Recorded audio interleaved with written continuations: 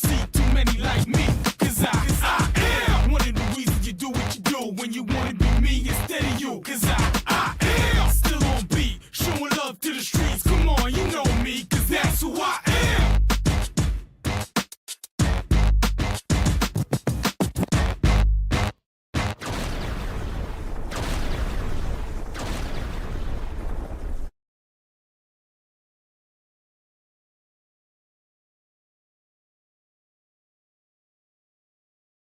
Good evening, everybody, and welcome to the Red Zone Radio channel. I'm Kevin Hastings, your host for the Red Zone Radio. 7:30 to 9:30, we're going to be having some live highlights. Guys, we're already down in the Red Zone a couple of these where I know we're a minute behind getting going. So I'm going to go ahead and send you out to Kings Mountain. Kings Mountain is in the Red Zone right now against Burns here on KTC Broadcasting.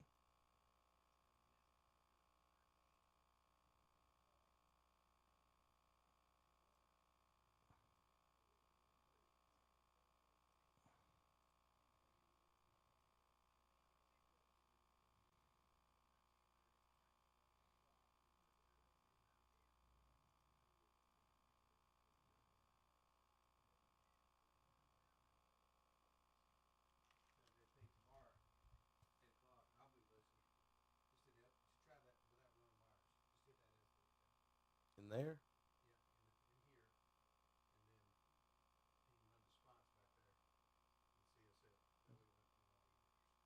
Well, I still got to run the wire for his camera. But, well, have you asked Mike anything about that hitting automation thing? Like, I hit it 40 times. I sat here and watched it. I listened to it till it was 12:05 and left. And it was working. Listened to it all the way home. I did. That's what I'm saying. Like, on both of them. All right.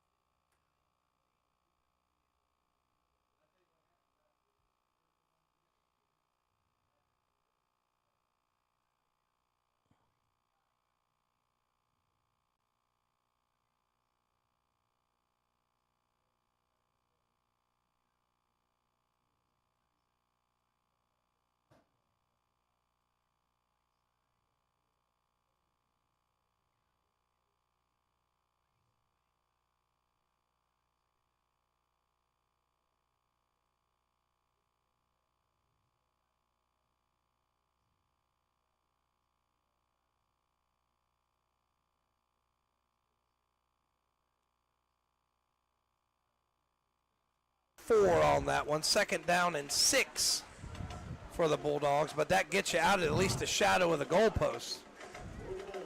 Second down, 6. McGowan in the gun again. Single back set, 2 wide receivers to the left, and again, I think it's Wilson, and this time he's dragging a tackler. Positive yardage, not much. It'll set up about 3rd down and 5.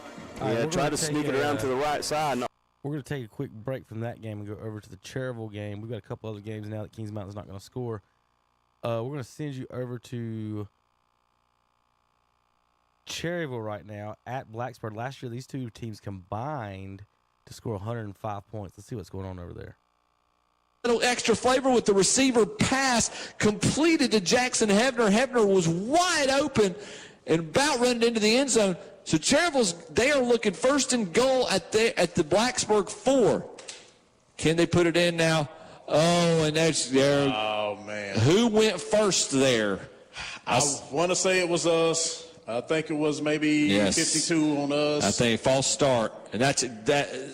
And this is kind of what we saw last week, Juwan. You don't want to see.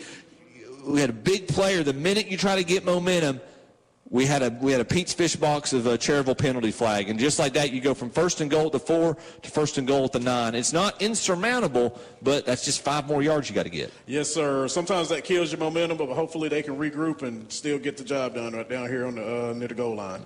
So Patterson takes the snap. He rolls out to his left. He's looking for a pass. Gets it into the almost complete. Going to be incomplete. Was looking for Sewell, and Sewell. He led him. It was actually a really good throw. It was right at Sewell, right in front of Sewell.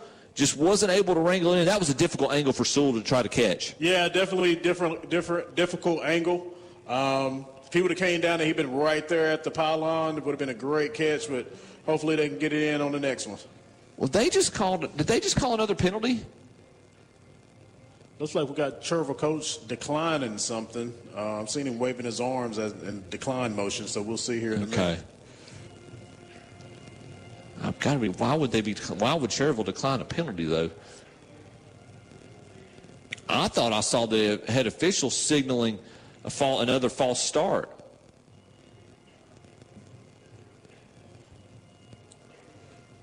And the officiating staff almost looks like the head official does not look happy with one of the line judges, and they're having.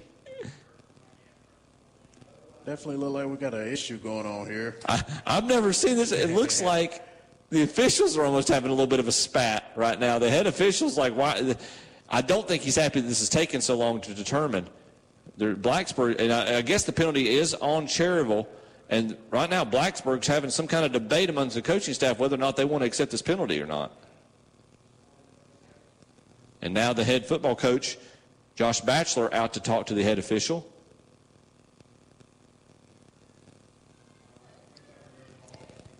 So now, and they are going to take, and yes, so that last play is dead. So that they're going to call another false start on Chervil. They will lose another 5 yards. And so that will make it first and goal at the 14 now. And still first down, 9:21 to go in the first quarter. Patterson takes a snap, tries to run it up the middle, and he is clobbered. Big hit. By one of the Blacksburg front four. That's number 50. I don't have a number 50 on the roster that we received, but that indeed he's taken down. Patterson looked like there was a hole there for all of about half a second, and then Blacksburg's linebackers just came up, shut that down. Patterson trying to find room, and 50 just basically speared him. Yes, sir. Great hit by number 50. Loss of 2 on the play, second and goal off the 16. Throw is at Sewell's feet out to the trying to set up a bubble screen out to the left towards Cherville's sideline, incomplete. That's going to bring up third down, and that's exactly what we saw last week. Again, these penalties are so challenging. You have a wonderful trick play, maybe the play of the year for Cherville at this point, and it leads to first and goal at the 4, and you got 2 penalties that puts the backs against the wall, and you could just tell Cherville's guys, a lot of shoulders started to slump over. They got frustrated. A big third down here. Third down and 16, third and goal at the 16. Patterson, he's looking to pass. Now he's going to try to keep it himself and run. He's being chased down. He's going to gain about 3, but he's going to be short of the goal line, brought down, and that's going to make it fourth down.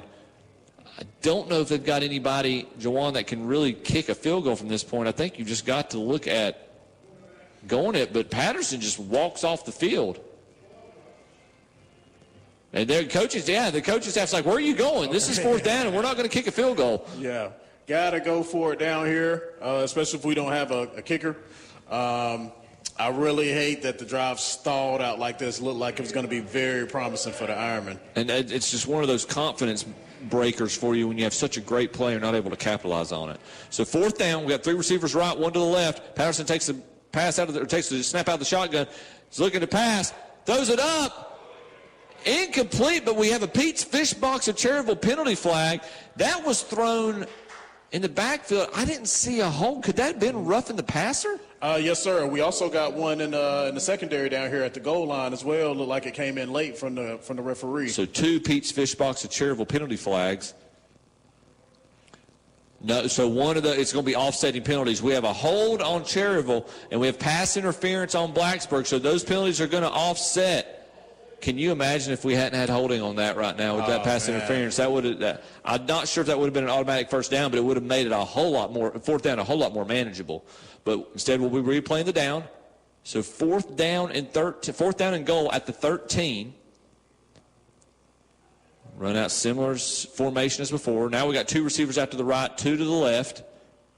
Andron Patterson, the shotgun. He's got a running back right beside him to the right. Here's the fourth down. Now that running back goes out. Now it's an empty backfield. Patterson takes a snap out of the shotgun, looking to pass, fakes it down the middle, slips a tackle. Now he's going to try to keep it himself and go to the end zone, trying to find the corner. Now he runs back the other direction, looking to see if he can get anywhere to go. Nowhere going. And Patterson taken down, and he is very upset with the lack of blocking as he was trying to create for his linemen. And you can already tell, and it's exactly what we're talking about. It's going to be a turnover on downs for the Ironmen. And just right there, we're not even halfway through the first quarter yet, Juwan. Great play by Nige to only hold it to a yard. And the Spartans get the ball right back on their own 45-yard line. That's the wall that the Spartans have wanted to show off. Is with Najee there, I tell you what, he was like a wall all by himself right there. That was a great play, defensive play by the Spartans. Justice with the first hit, and Najee put them all the way back. So now 1st and 10 at their own 45 for the Spartans, 3:29. So you've had a turnover and a turnover on downs, Thomas Jefferson. And a fumble last drive by the Spartans. See what they can do here. Colin Davis at quarterback. The play clock just went dead, and they called it. Yep, they will call delay of game, I believe. And, delay of game. So that's your first BAM LLC penalty flag of the game. BAM LLC on-site event support for businesses, schools, and churches. BAM LLC. So Spartans will have to back up 5 yards. Saw that issue that's why I took the timeout before that last 4th down play. So need to calm down a bit for the Spartans. It's now 1st and 15. Spartans have a negative 10 yards rushing tonight. Spartans are in split right and left. And off to 9, and this looks like another penalty flag. This time, false start against Spartans. So back-to-back penalties against the Spartans. Another BAM LLC penalty flag. BAM LLC helping brick and mortar business stay relevant. BAM LLC. Brian, if you're a team like the Spartans, you cannot have these mental mistakes. You've gotten some gifts from Thomas Jefferson, made a big defensive stop, and now you're just going backwards. Yeah, this is definitely not the way that they're going to gain ground here, because this is really putting them in a bind into what plays they can call. It's 1st and very long. 1st and 20. They do have a 12-yard pass completed today. That's the longest play of the game for either side. Rolling out the pass will be Davis. He fires it up the middle. It's almost picked off. He was looking for Jacob Fairbanks. Lineberger breaks it up, and he would have probably had 6 if he would have completed the catch. That was good defense by Lineberger. He broke on the ball just at the right time, broke up the play. Excellent job. But now it's 2nd and about 20. And Lineberger, of course, was a wide receiver last season, got converted to quarterback, still trying to figure out that position, but he has looked very good at DB and in that wide receiver spot a few times so far tonight. Now 2nd and 20, ball on the 35 of the Spartans. 3:21 left in the first quarter, no score. And they're playing. Yeah.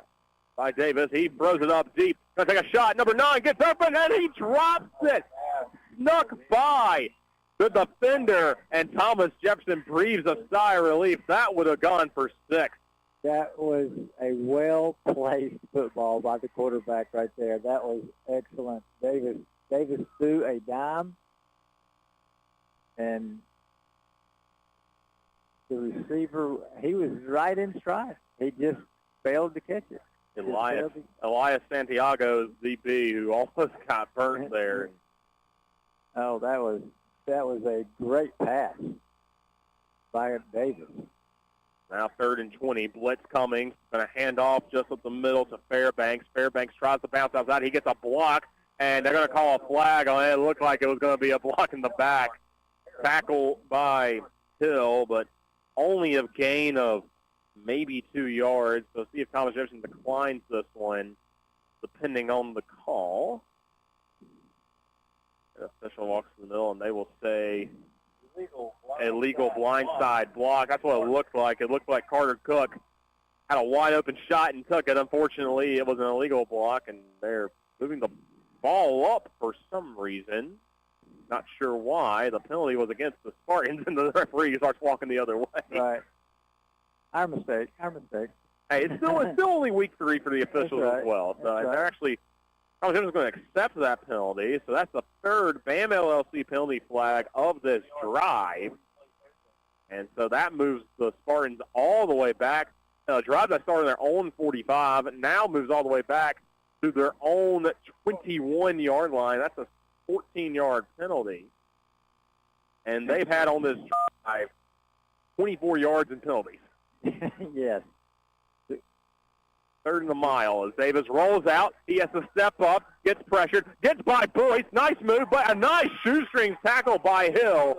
Good gain by Davis. He gets all the way up to the 34-yard line, gain of 13 yards. That's a great tackle by Caleb Hill. Yes, it was. He had to catch up with him because the running back had juked him out and was running toward the sideline, gaining ground, and he came up from behind him and was able to grab his knees, grabbed his ankles, made the tackle. Punt coming. Braden Phillips is 4th and 22. Phillips will get.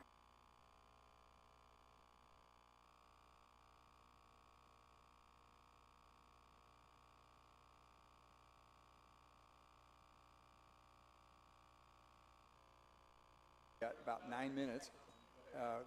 According to Max Prep, that game's going to resume at 7 p.m.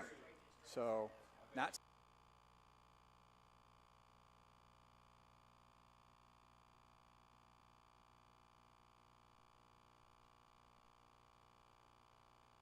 $7:30, but according to Max Preps, it's 7. So if you got any questions, contact the school. Let them know.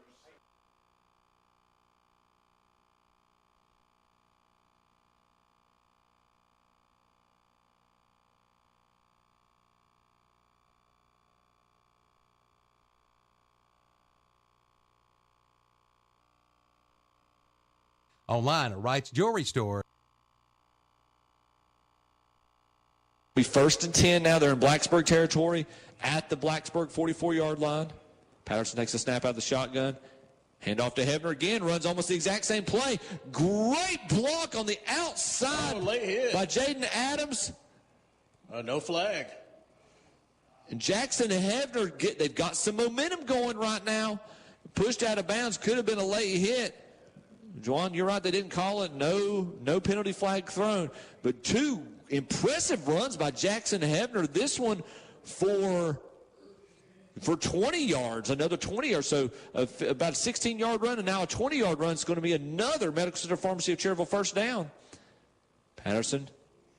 This time he fakes the handoff to Hebner. He goes the other way, just breaks out of a tackle, and he is just pushing Blacksburg defenders back towards the first down line.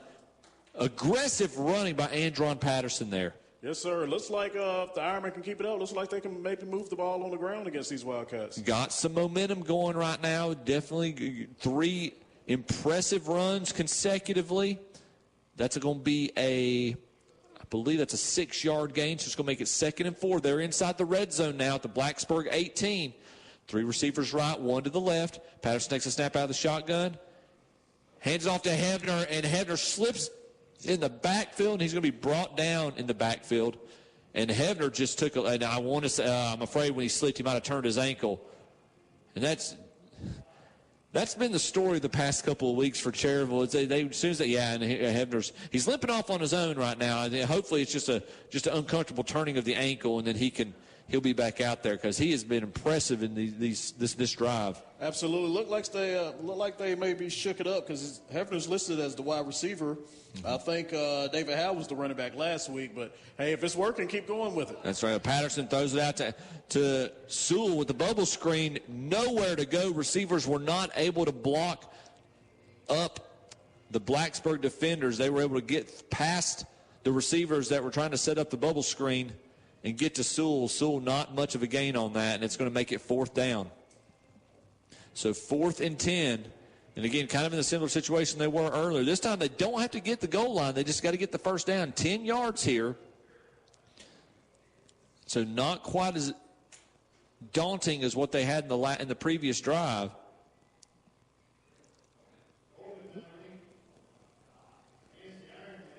So they're going to correct. There was a Pete's Fish Box at Cherryville penalty flag thrown. It was holding on Cherryville, but Blacksburg's going to decline it to bring up 4th down. So here we go, 4th and 10. Again, 3 receivers to the right, 1 to the left. Patterson in the shotgun with a running back to his left. Patterson takes a snap, looks to pass, just off the target. That's going to be incomplete. I think he heard footsteps there, Jawan. He had a receiver that had broken to the sideline and had a window to get it to him, but I think he heard the footsteps and wasn't able to settle down. Yeah, it looks like he had a little pressure coming up the middle. Had he got to set his feet, I think that maybe would have been a good completion over on the sideline. And Andron Patterson is fairly animated right now. He is not, that he might have been. I think it was holding. He might have been holding Coach back. Yes, I think Coach did not look happy. I think he wanted a flag thrown, like a pass interference or a defensive holding. But no flag thrown, another turnover on down. So Blacksburg's going to start their drive 1st and 10 at the 24-yard line. Their own 24-yard line. 3 receivers to the left, 1 to the right. Josh Sims, and they don't like the call. They don't like how the set was. So Blacksburg's going to take a timeout, and they are. So are we. As we look at the No Malarkey Mr. Sparky scoreboard, 3:53 left to go in the first quarter.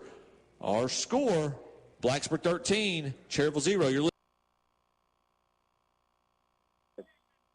The defense now for Thomas Jefferson. Be your final play of the first quarter. No score. 2 seconds left. Icon Spartans to the ball. They're on 5 after the punt by Lineberger. Spartans can do here as they have Davis at quarterback, Fairbanks at the running back position. You also have Kendrick Miller out wide. Hand off to Fairbanks. He can't find a lane. He'll get tackled down. They'll look and see. Oh, and actually, the ball comes out and it's a touchdown. Safety. Well, one referee said touchdown, one said safety. I'm not sure what the call is. Caleb Hill back there making up pressure, and they're going to say it was a fumble, and Caleb Hill forces the fumble, recovers it in the end zone, touchdown, second forced fumble of the day. Thomas Jefferson leads at 6-0. Wow. What a turn of events. Hill made the tackle, and the ball came out, and he jumped on the football, and he was in the end zone. Swinging gate. They'll go quick with the field goal, and no good there. I'm not sure what the plan was on that one. They tried the swinging gate and then tried to kick the field goal with no blockers. But Caleb Hill's big first quarter and the touchdown gives the Griffins the 6-0 lead on the Standing McDonald's scoreboard. 6-0 lead for Thomas Jefferson. This is Downtown Radio, WAGY. Townsend Electric and Services wants you to be ready.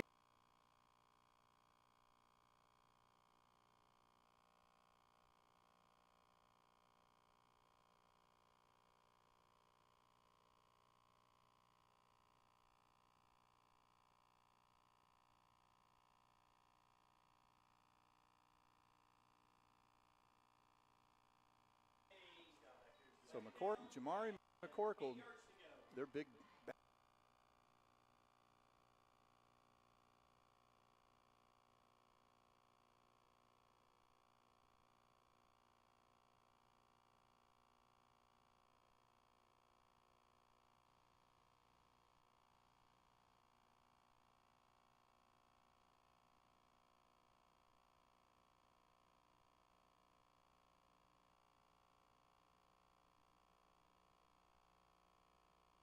Farmer, the junior QB, can get it going for the Lions. They need a big play. He again wants to go to the air. Here comes that Crest defense. He's in more trouble. The speed of Crest will bring him down back at the 47-yard line of Shelby.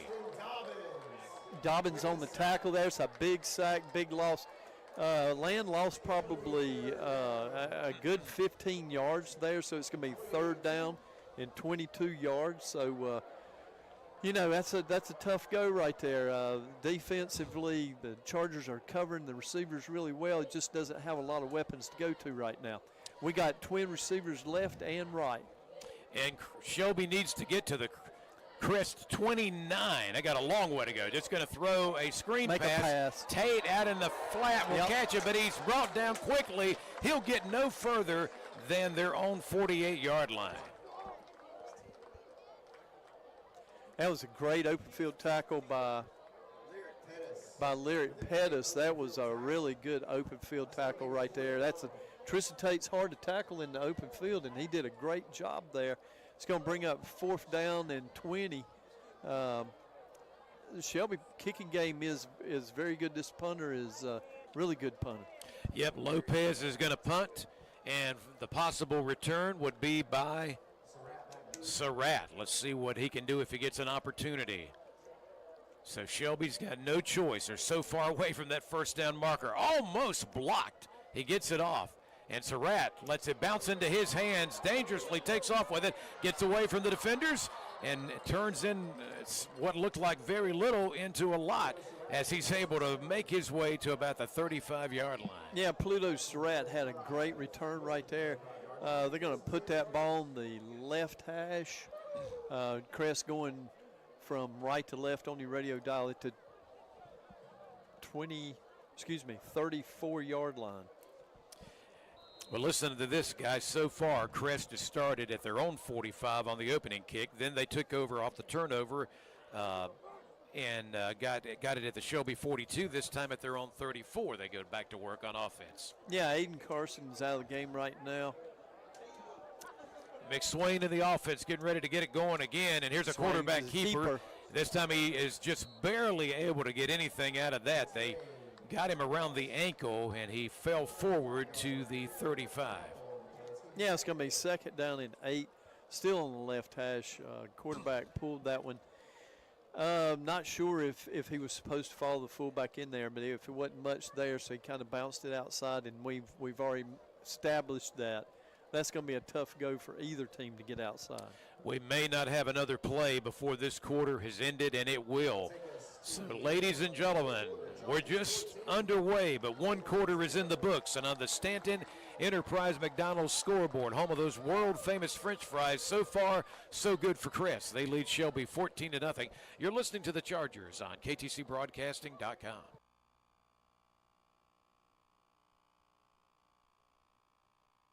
I was intended for, but Usually that's a miscommunication. Somebody ran the wrong route, or somebody thought Marshall was going to take off with it. it's a big 3rd down play here for this Bulldog offense. 3rd down and 10, single back set. Double wide receivers right. Man comes in motion, that's Surratt. Now McGowan has it, throws it out in the flat, incomplete. And if he'd have caught it, he'd have lost yardage. So after hitting his first 2 passes, now McGowan has missed his last 2. And that's another quick 3 and out. Yeah, pass intended for Xavion. Little quick throw. Had some pressure on the play. I think that was that Davis out there? I think it was the pass was intended for Wilson. Okay. And that'll bring in Graham Warlick again to punt.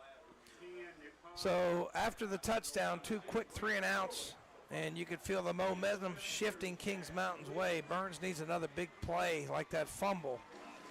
So Warlick, high snap last time, had a problem with that in the Crest game. This time it's a good snap. Warlick has time. Good kick this time. It's going to be fielded inside the 35, and nice special teams tackle. I tell you what, finally they're able to bring down Gag. In towards the goalpost, he took 1 step and then just cut back to the corner of the end zone, and the DBs, he was fooled. All his momentum was carrying him to the inside. Cobb had plenty of space to catch that. Oh, yeah. So now extra point. So another Honda Motorcycles of Shelby touchdown. Here comes the Heath Jackson Plumbing of Cherryville extra point attempt.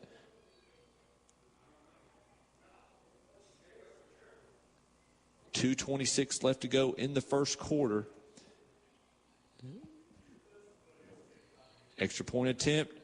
Up, no good. It's going to be blocked. I don't even think, even if there hadn't been a runner there, I don't think it would have mattered. I think it got, I think it was a low kick. So we look at the No Malarkey Mr. Sparky scoreboard. 2:26 left to go in the first quarter.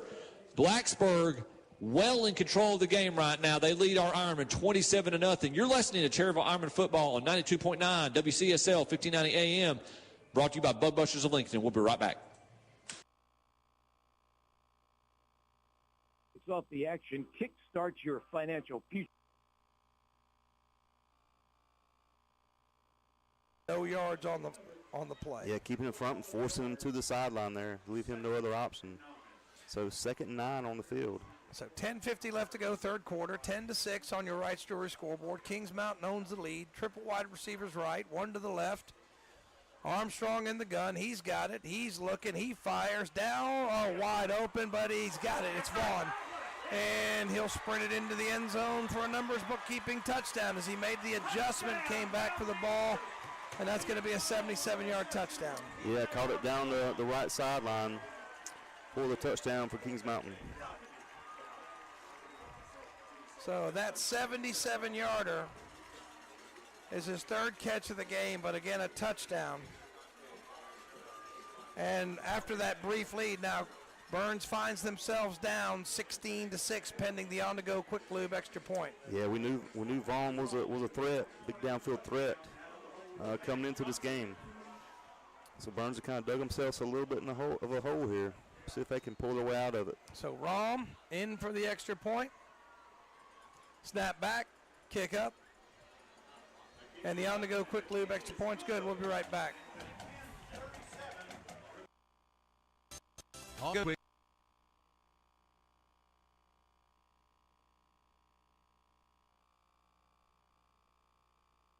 McElwain, and he gets to the 43, but that.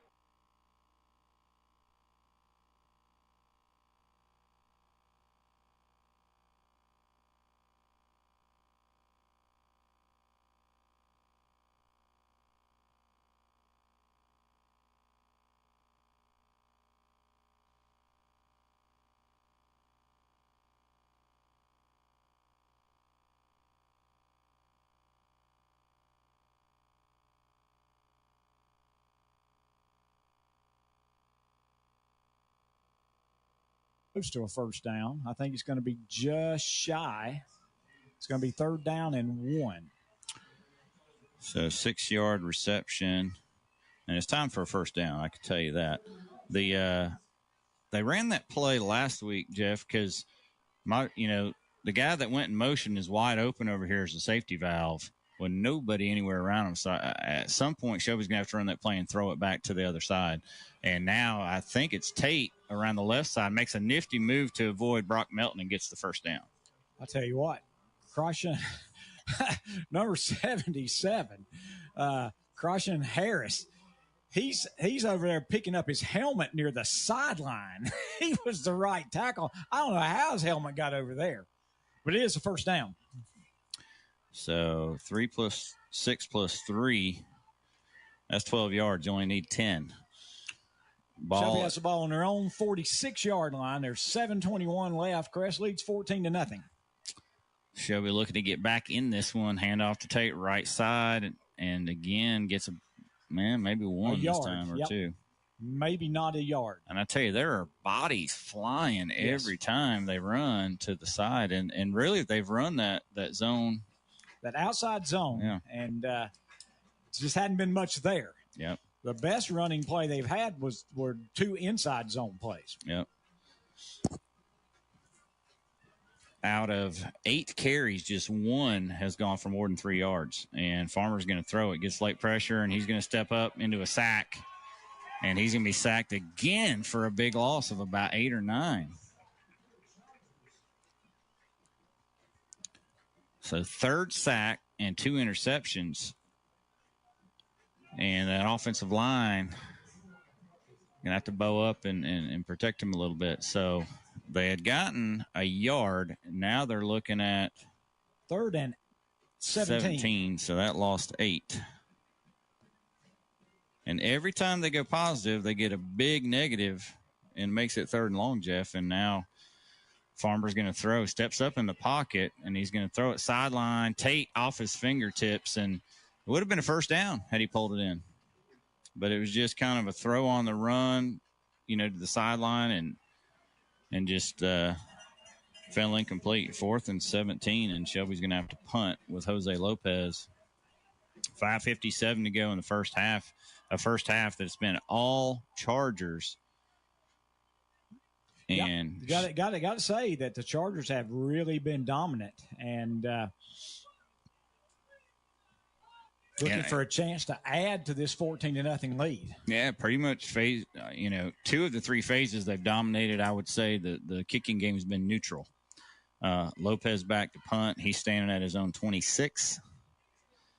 Good snap this time. He gets off a pretty good punt, Jeff. It's going to be returnable at the 29-yard line. And, wow, 6 Shelby cover guys there, and he goes right in between all of them and gets the return all the way to the Shelby 46, maybe the 47. So just poor tackling there. They had, when there's 5 or 6 guys right there, and he just took one step ran up. right between them. Right between them all.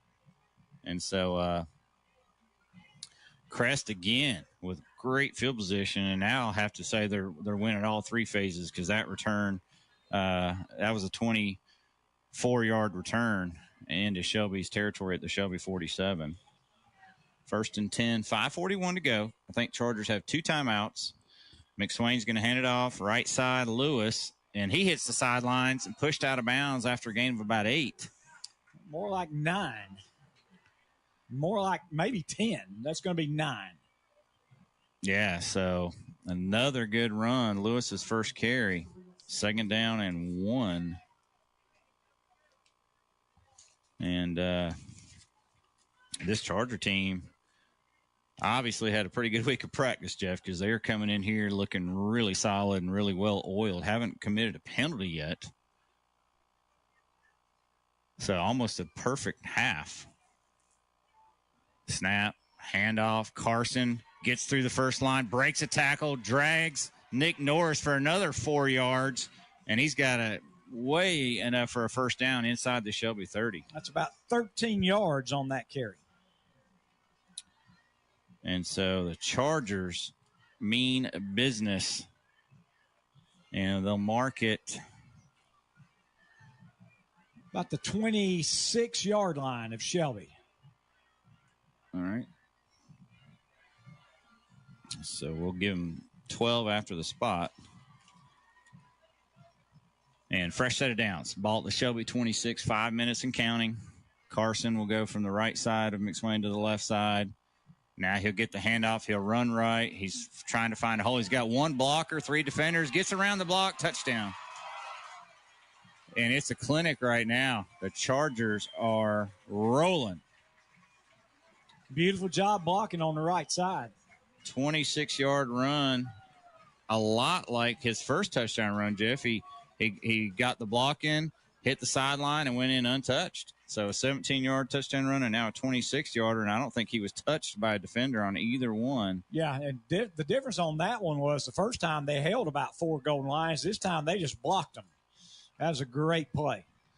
4:44 to go. Sanchez does not connect this time, but the Chargers lead after that numbers, tax, and bookkeeping touchdown run by Aiden Carson. They lead 20-0 on the No Malarkey Mr. Sparky scoreboard.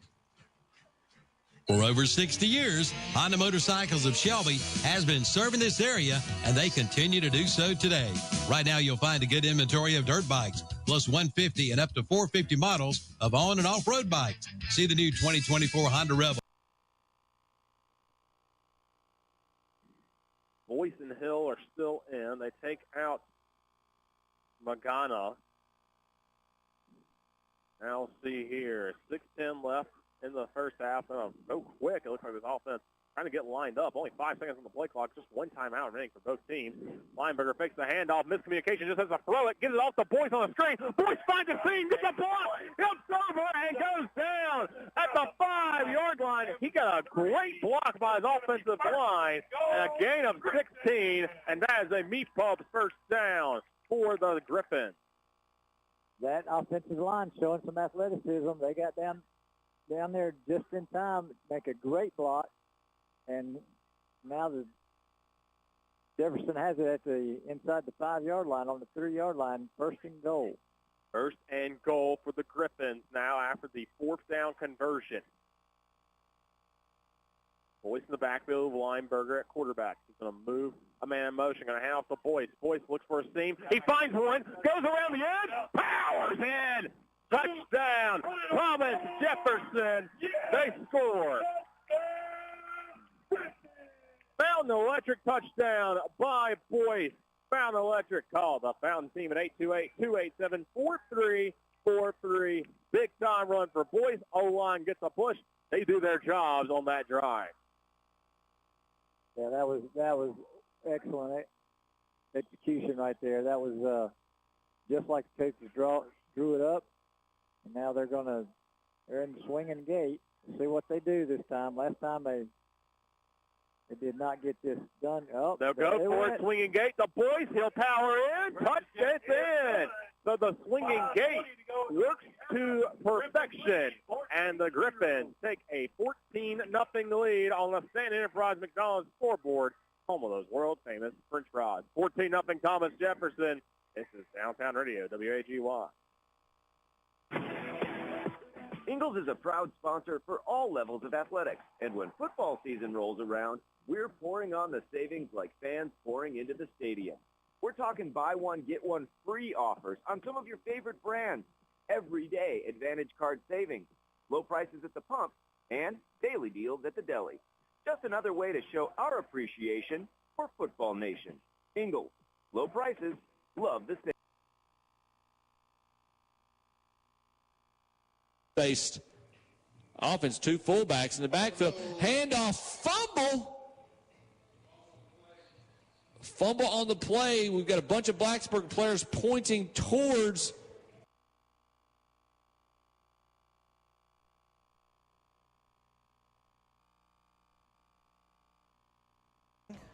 and somebody's running in there. Can't get the number on the young man who's we'll get it looks here like in a an second. offensive lineman running in. And it'll be 2nd down and 10. Gave him no gain.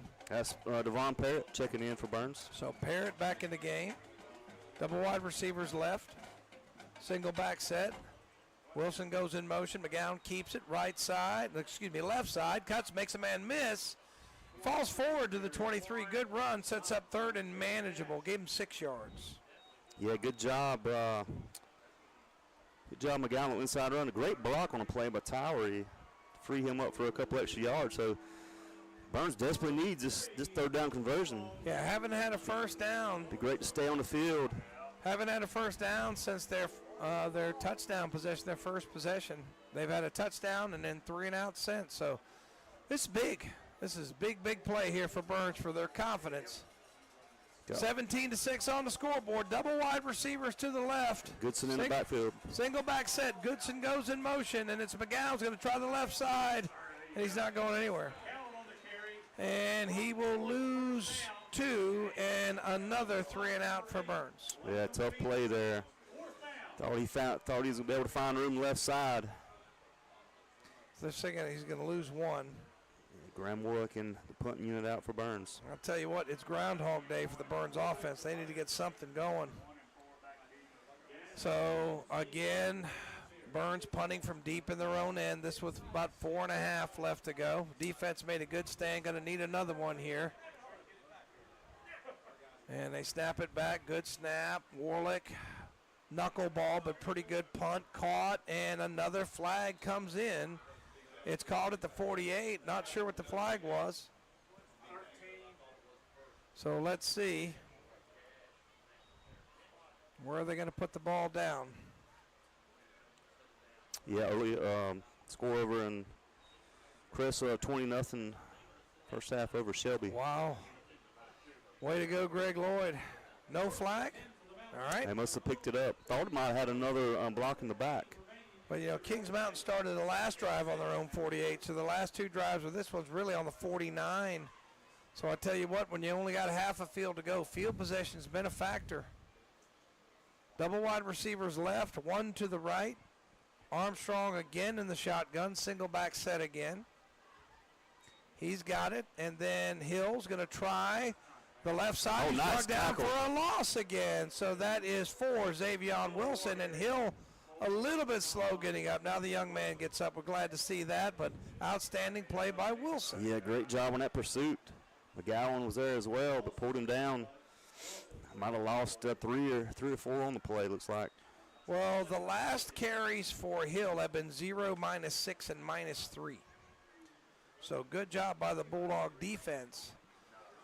for bottling uphill after he busted a long one for a touchdown. 4 wide receivers in for Kings Mountain. Armstrong's got it, pressure in his face. That's a lateral, so I'm putting that in as a run. Nice move. Wow, he's slithery out there, and he's turned in what should have been a loss until about a 7-yard gain. Who caught that? 6? Xavier Wilson. Is that 6 for Kings Mountain? 6? 6. That's McIntyre. So McIntyre. Ball's across midfield. Bulldog territory about the 47. So that's going to be a 7-yard run, as that was actually a lateral, Matt. So that's going in the stat book as a run and throw over the middle into traffic, incomplete. Dangerous throw across the middle. Is trying to get Gash. Had a couple guys, Wilson and I think Trevor Hunt. Coach KJ Husky checked that, was right there at it for on the coverage. And after kind of getting gashed a little bit there, now the Burns defense standing tall. They forced 2 3-and-outs. Yeah, great job there. Like I say, field position will be an issue here. We'll probably be pinned up deep again, but we will get the ball back. Graham Warlick back deep to receive for Burns. Tell you some words I haven't said in a while, and that's Falston Pharmacy first down. I know, and right? I really like fake punt, and get him, and he's busted it, and he got a first down. Wow. That's 34 on the carry, and he got about 8 yards, and that's a Falston Pharmacy first down. That's Man, tough. that's a killer. Man. That is a killer. Dang. Max Davis there to prevent an even bigger game, but Kings Mountain will keep the ball. Closing in on the end of this first half. Man. That's a tough one there. You know, that's a good place in the field to try it, though. Tip your cap to the Kings Mountain coaching staff. If you're going to try a fake punt, that's a beautiful place to do it, especially if your defense has forced a number of 3-and-outs. Got faith in them. So you can gamble. So rolling the dice is Kings Mountain. It pays off. 3 wide receivers to the right. Armstrong fires, caught, and that's Vaughn, and he'll fall forward to the 24-yard line. Gain of 15 and another first down. Yeah, a little slant across the middle. That was 12. Husky on the tackle. So number 15 with a 15-yard catch. He's up to 114 yards unofficially on 4 catches. Double wide receivers right. Quickly, it's Hill. He's going to try the right side. He waits. He's got a crease. He's around the right side all the way down to the 9-yard line, the 10-yard line. So give him 14 yards after he had been bottled up, Matt. Yeah, found some room on the right side, moved the chains. Yeah, this front line for Burns looks gassed. I mean, it was just a gut punch. You thought you had yourself a 3-and-out. Kings Mountain and playing it's hurry up. going to be Hill around the left side, and he falls into the end zone for the numbers bookkeeping touchdown, and that makes it 23-6 Kings Mountain. Yeah, took it left side this time. Like I say, defense looked a little tired. Might could have used a little time out there, but Kings Mountain punches in for another touchdown. So that was Hill, wasn't it? Hill on the carry, yes. They've been doing a pretty good job with him last drive. Morris and company up front's been doing a pretty decent job with him the last couple drives, but on the go, quick lube, extra point, up and good. It's 24-6 Kings Mountain.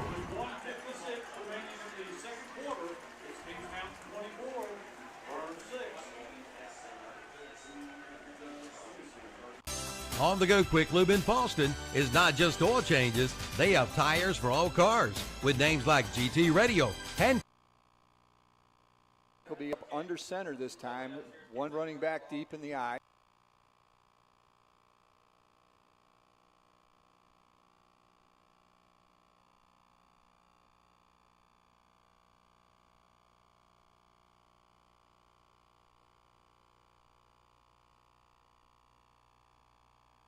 Now he is a transfer here at Creston leading the offense. And this time a handoff in the backfield, nowhere to go thanks to the Shelby defense. Yeah, that play just did not look right from the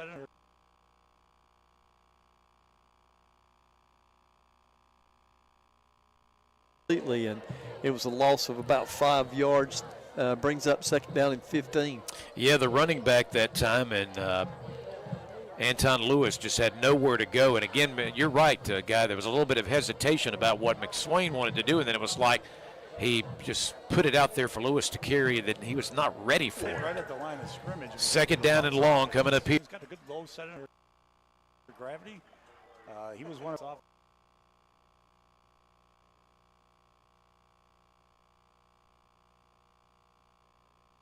in the air, and we had such a wide open receiver, and then we were just hoping for that ball to get on the ground. Coach Lloyd came back to that play, and this time McSwain was able to connect. And he connected with a MePub's first down. Let them cater your next big event. They can serve 20. They can serve up to 500. Right on top of the C on the 50-yard line. McSwain rolling out of the pocket, got defenders in front, blockers in front of him. McSwain spins away from the defender. He's trying to cut across the field. He's inside the 35. He's inside the 30. He is finally going to be driven out of bounds on the far side of the field. That was a tremendous move after the catch over the middle of the field. And that is a great, great run. Minute 24 left to go in the half to the 21-yard line left hash for the Chargers. Just like that, another MePub's first down. Authentic Mexican flavors awaiting you with that small-town friendly atmosphere. So the Chargers back in the red zone of Shelby, ready to go to work from the shotgun setting is McSwain. Handoff and just straight ahead and very little running room there. Yeah. Aiden Carson, he really, really made that yard. It was nothing there, and he actually just made that yard on his own. And Coach Lloyd's going to call a timeout right here. We're going to take a little bit more of a look at this. Think about this. With 1:02 left in the first half, it's the Crest Chargers 20, Shelby 0. And that is the latest on the Stanton Enterprise McDonald's scoreboard. It's KTC Broadcasting. Get your car ready for fall and winter weather by taking it to Car Pro on South Post Road in Shelby, right across from Ingles. From a tune-up to an oil change, Car Pro can do it. Make sure your car is ready for fall and winter weather with a checkup at Car Pro. Check with them about new tires, too. And they also have cars for all budgets. They have the perfect vehicle for you. That's Car Pro Auto Sales and Repair, 1520 South Post Road in Shelby. Visit the website at carproshelby.com. Like them on Facebook, too. The Chevy Summer Drive event continues at Marburger Chevrolet in Shelby. Hurry in now and get $5,700, $50 total value when you trade in an eligible vehicle on a 2020. Help you find the path. Plus, with Powers Promise, residents are relative. Blacksburg, and I'm guessing that's going to be prior to the turnover, so I'm assuming that Cherryville maintains possession. Yes, so it's going to, and it remains third down, and that's pretty manageable. I'd say 3rd and 6. Call it at the Cherryville 29-yard line. Huge play, huge turn of events right there. No turnover. And I want to say both sides might have agreed to a running clock because the head official just asked for the clock to be running. Oh, yeah. Patterson takes the snap out of the shotgun. There's a handoff up the middle, and that brought down just across the 35. I think that should be good for Medical Center Pharmacy of Cherryville first down. Trying to look see who the runner was on that. I think it was Jackson again. Yep, Jackson Hebner. Mm-hmm. He's had himself an impressive first half so far. Yes, sir. He's been a bright spot in this struggle to get yardage for the Ironmen. So that is a first down for them, 1st and 10 at their own 35. Patterson takes a snap. He rolls out to his right, looking to build momentum. He's going to take it deep down there. He's got a wide open man. Caught Ray Sewell. Sewell's going to take it to the house. Touchdown, Ironman. Great pass. Seen Sewell streaking down the right sideline. Looks like he made a little move on him at the line and got loose, and that was a great pass by the quarterback. Great catch by Ray, and Ironman finally get on the board. 65-yard touchdown pass. So far this year, I think it's fair to say, Joanne, that is the best pass completion we've seen and the best pass attempt we've seen Patterson, whether or not it would have been a touchdown or not. Beautiful pass. Caught Sewell in stride with the pass. Sewell just able to take it to the house. And as you said in the pregame show, obviously, he got behind the defense. He had open road to the end zone and just sprinted and showed us that quick lightning speed. Yes, sir. They're both very capable players for their position. On that play, like I said, great pass. Ray didn't have to slow down one bit to catch that. Caught it right in stride. So a Honda Motorcycles of Shelby touchdown. That was it. And that leads to the Heath Jackson Plumbing of Cherryville extra point attempt by Aiden Farmer. It looks like he's going to miss wide right. So 7:31 left to go in the first half. As we look at the scoreboard, the No Malarkey Mr. Sparky scoreboard, Blacksburg leads it, but Cherryville's on the scoreboard. Blacksburg up 34-6. We'll be right back. Problems.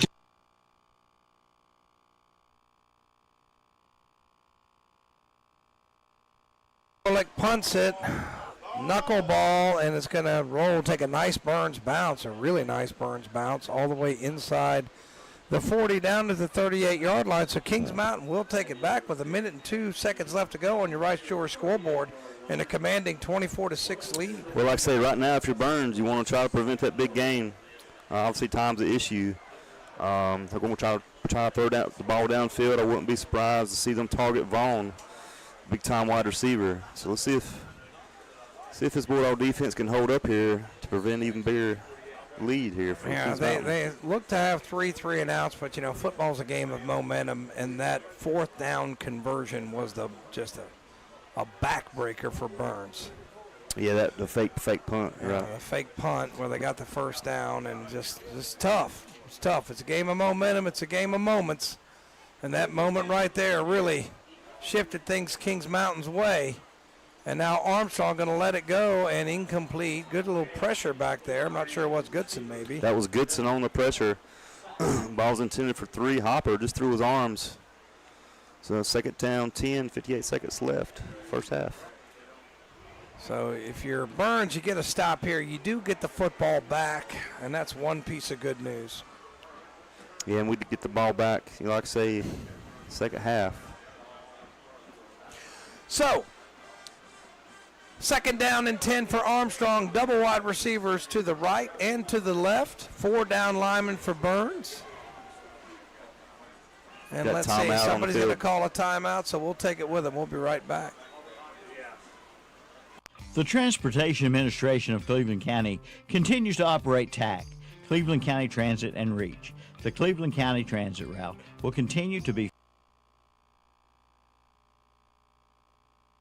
Sell promotion now through November 1st at the Roundup store in Shelby. Get great where you get unbeatable performance and 6th through October 6th. Buy tickets online. 1,000 and get $100 off, all during the Larson Stock Up and Sell promotion. By multiple Cherryville Ironmen. We have Pete's Fish Box at Cherryville penalty flag throw, and I think we had some extracurricular activities there during and after the play, Juwan.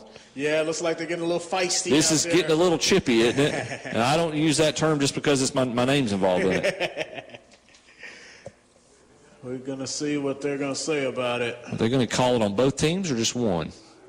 Personal foul on Blacksburg. They're going to call it on both of them. Yeah, so they're going to offset. It was after the play's dead ball. So the play stands. So 7:21. Cherryville better be careful because you don't want to antagonize a team up by this much. And they've been, again, they've been very sportsmanlike the last drive, kind of slowing things down to the run. And just like that, see, now you've got 1st and 10. Josh Sims has an empty backfield. They're not handing the ball off on this one. No. Sims takes the snap. Pass down the middle. Pass is complete. That's Zion Harris. Harris going to break a tackle, and just like that, I hate being right. Just another one, a simple little slant. No safety coverage in the middle of the field. I want to say it was like cover 2, or even if they had cover 2, there was just no safety help right there in the middle of the field. And as soon as Harris caught the ball, he was by his defender and just took it to the house. Yeah, I knew it once they came out with the spread all the way out. They had the running back empty backfield. Yeah. They sent him to the sideline, which maybe could have been some type of penalty. But either way, once I knew it was empty backfield, I knew it was going up in the air. Yeah. So that, I want to say that was first and 10, right around. That's probably that's a 65-yard touchdown pass right there for Sims. That's either his third or fourth touchdown pass, I want to say. I know Odom's had 2 runs, maybe 3. We'll be sure to give you. We'll stack up all these scoring drives and scoring plays when we do the West End Sales of Lincolnton Stadium halftime show here in just a little over 7 minutes remaining based on the play clock. And we're waiting for with the Honda Motorcycles of Shelby touchdown, we were waiting for the Heath Jackson Plumbing extra point attempt. Both teams have gone to the sidelines. I think that's his Sims' 4th pass. So Sims has thrown 4 touchdown passes in one half. And I think the shortest one was the one we had down here on the far side of the end zone. Right, yeah. That little floater to the back corner. That's exactly right. I tell you what, I have been impressed with his game. He's got the arm strength. He can throw it on a rope, as I mentioned earlier, but the touch he has shown as well. He's got, for someone his age, I don't know if he's got all the passes, but he's got a good number of them. Yes, sir. So they're going to go for 2 here. I don't think Sims is out. Looks like they're running the Wildcat. They did this earlier. Sean Rogers took a direct snap. He's the one back there in the shotgun. They're going to do the same thing. Are they going to run the exact same play? Looks like they're going to. He's going to try to hustle to the corner, and he just jogs in. 2-point conversion is good. And a late Pete's Fish Box of Cherryville penalty flag. Let's see if this stands.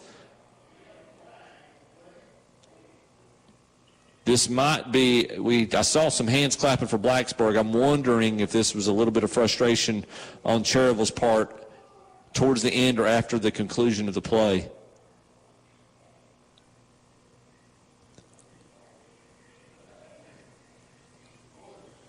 Well, I take that back. They're going to call holding on. So, yeah, they're going to call holding, correction. They're going to call holding on Blacksburg. So the 2-point conversion is no good, and they're going to come out after the penalty. The 2-point conversion attempt will now be at the 12. Mm-hmm. Looks like Sims coming back on the field.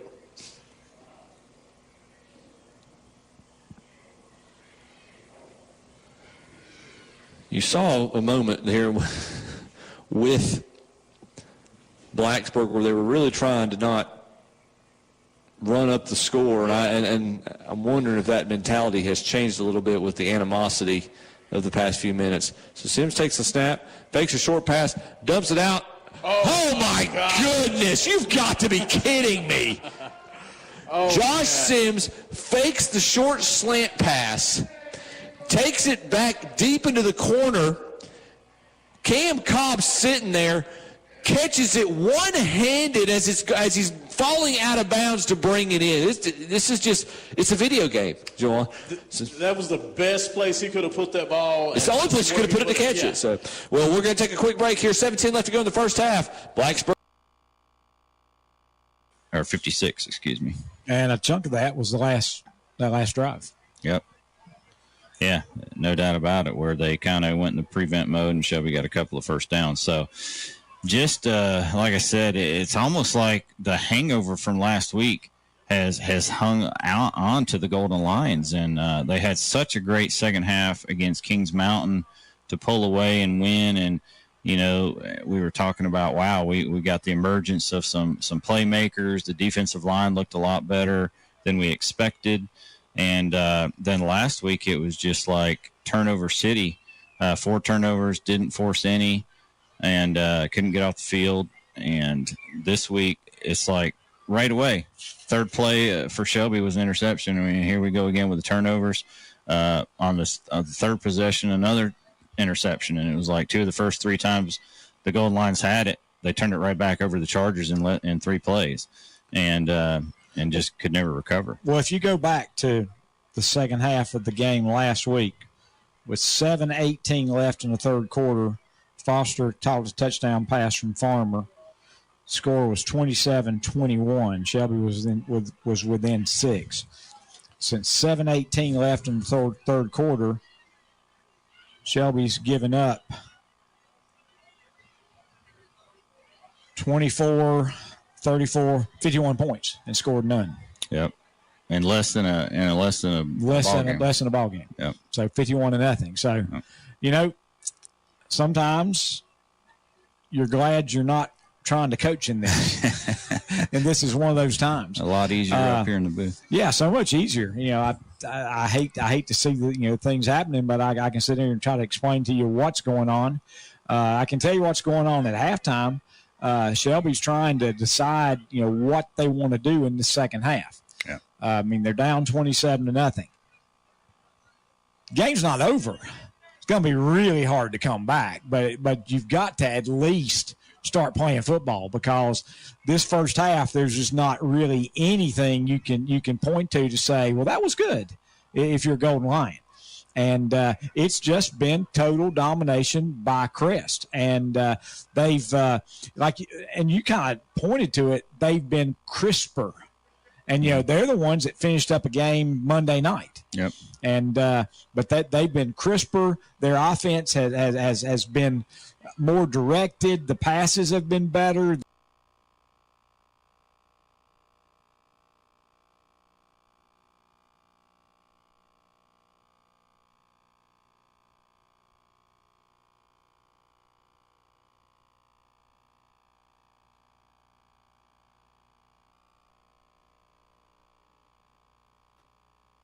And good evening, everybody. Welcome to the halftime part of our show here on the Red Zone channel. I'm Kevin Hastings along with Dennis Davis here in the studios. You guys can see the scores online. Once we get some finals, those scores will turn black.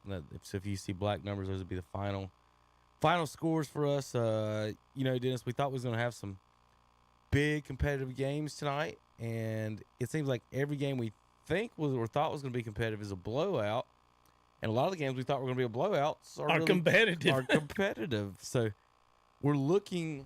I need to turn your ear on so I can hear you. The Crest 27-0 over Shelby, Kings Mountain 24-6 over Burns right now. East Lincoln 32-6 over Lincoln. But then over at West Lincoln, it's 14-14. Yeah, who knew? Fred T. Ford folks have lost 36 straight games, and they're sitting there, the Battle of Hog Hill, 14-14 at halftime. So West Lincoln's got to be pretty nervous over there. Them fan Terry Reinhardt and the gang got to be nervous out there. I know Terry's not out there. He's probably watching us. He likes to watch this channel right here. Okay. Yeah, he does like to watch us. So if Terry, if you're watching, bud, hey Terry, better start ringing that cowbell. Get them shoot that cannon. Get them rebels fired up. Cherryville down big. We thought this was gonna be a close game. Blacksburg at the end of one, 34-0, Dennis, on pace for a 128-0 victory. Well, this says tonight after the first score. Yeah, well, it's changed a little bit. Both teams agreed to the running clock in the second quarter when it was 34-0, folks. So Cherryville just scored to cut it to 40-6, but they're already running that clock. So they'll be done pretty quickly here shortly in just a little bit once that started. Highland Tech looking for their second win of the season, looking to go 2-0. They're up 8-7 on Beaufort, South Carolina. That's a big one. How about Thomas Jefferson looking for their first win of the season? Timeout on the field now. The South Carolina Spartans quarterback has been injured, and it's been a lengthy timeout on the field. So prayers for him. For the South Carolina hope Spartans. Everything goes well for the young man. One score we didn't have earlier that I just threw up on the scoreboard and changed out. Maiden is at Watauga tonight, and Watauga leads 14-7 right now over the Maiden Blue Devils. Well, that's not bad because Watauga's 4A and Maiden's 2A. Correct. So Maiden's giving them a little bit of a run. Mountain Island's down 14-7 right now to South Lake Christian. Forest View down 12-0 to Freedom. Ashbrook 7-0 over West Meck are some of the main scores. East Rutherford 14-3 over Newton Conner. They lost against Newton last year. Randleman 14-0 over Bunker Hill, who went undefeated in the regular season last year. Took a big time opponent this year in Randleman. All right, Dennis, you ready for some highlights? Oops, wait a minute. That was a highlight. Now we're going to go out to the fields where we've got the folks, our folks out on the fields getting the highlights for us. And I want to thank all the work that they do. We've got R.J. Roop out there today. Landon Johnston is out there today. Tanner Halbert's out there today, so we got a bunch of guys out there taking care of everything. Let's see if I can find Landon's name, where he ever went. I lost him yesterday. Maybe I'll find it on here in just a second. Landon, one of our reporters for our Rutherford County reporter. I'm gonna find his screen name for you so I can give you guys that one directly. He is J13 Landon, Lendyn, for you folks. Want to follow his Rutherford County scores. So we're going to get him. I'm pulling those up right now. So we're going to go over some of these. I need to text him anyway.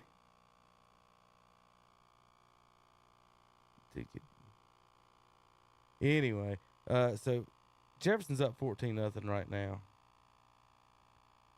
over South Carolina Spartan. I'm going to send him a text right now. So if you do want to follow Landon's scores, J13 Landon with a Y.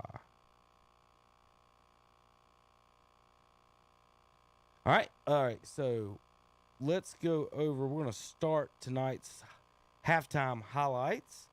Let's see. We showed you some Highlands win earlier this week. Now we're going to start over in Blacksburg, where Blacksburg Dennis has opened up a can of whoop on the Ironman tonight, and it's not been good for the Ironman so far. But we're going to go through these highlights here and show you what we got here. This made it 7-0 for Blacksburg. I'm going to probably have to turn that down a little bit because there's going to be loud.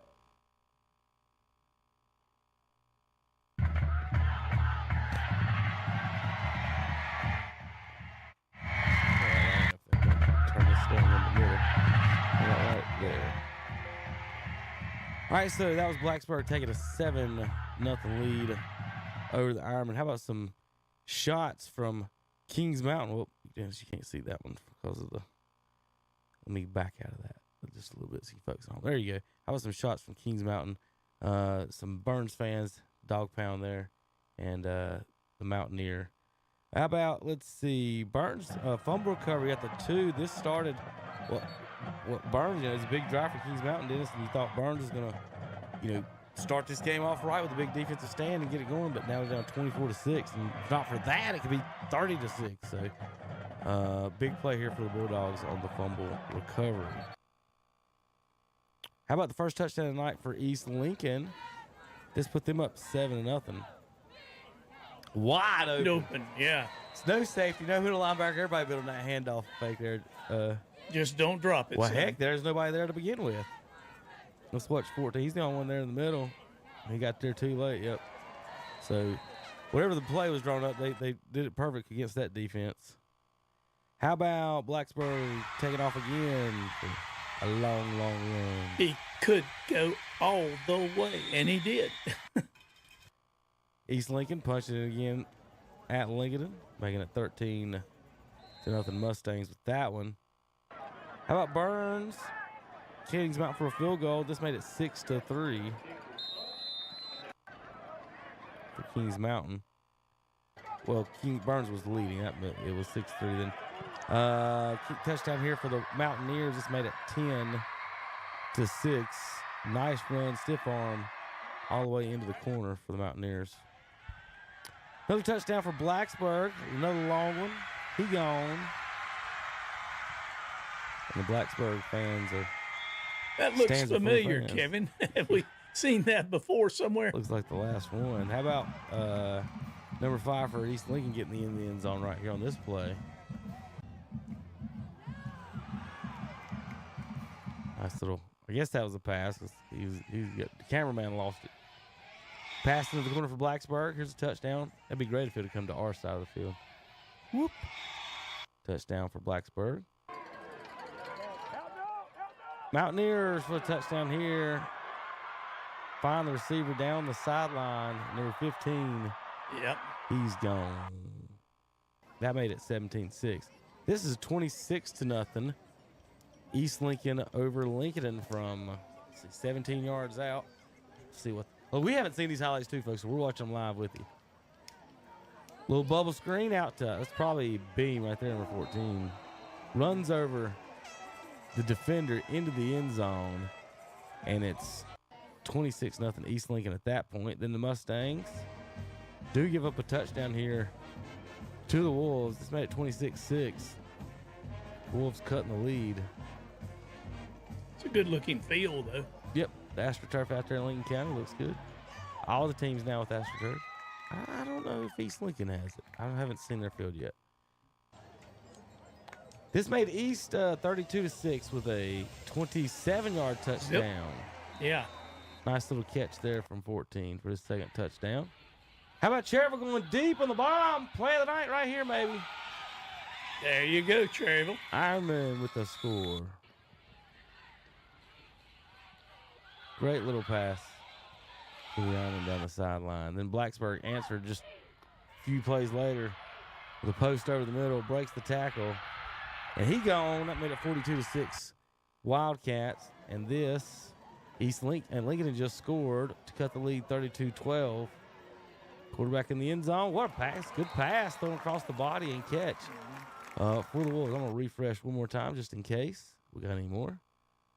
That was the last one. So there's your halftime highlights and scores for here on KTC Broadcasting. Landon's going to get some video stuff for us for Thomas Jefferson here in just a few minutes. We're going to send it back out to the stadium here in just a minute. Dennis, any halftime comments or thoughts on some of these games? Anything big surprise for you? I thought your instant analysis was pretty good. Some of the games that we thought would be blowouts have turned out to be rather close. Some of the ones we thought would be real close have turned to be, at this point, blowouts. That means they're not over. They can come back. Couple of the scores where we predicted, this team's going to win easily, they're struggling, and actually the other team's outscoring them. So it'll be interesting to see what's going to be the final scores in some of these games, Kevin. Will some of these coaches call off the dogs if they're way ahead, or will they go to cut the throat and watch them bleed, so to speak? I don't know. We're going to see. I started answering some questions from some of the announcers. We've got, I'm going to send it back out to the stadium here in just a few minutes. Trying to get out to Ford West Lincoln, folks. Sorry about that broadcast. Ford don't have internet signal, any type of signal up there. And we're just going to have to do is what we can with it with no internet signal up at Ford right now. So, folks, it is 14-14. We'll give you all the information we can. We'll have David and Scott call in a little bit later and tell us about that game. But we're going to go ahead and send it back out to the stadium on KTCBroadcasting.com.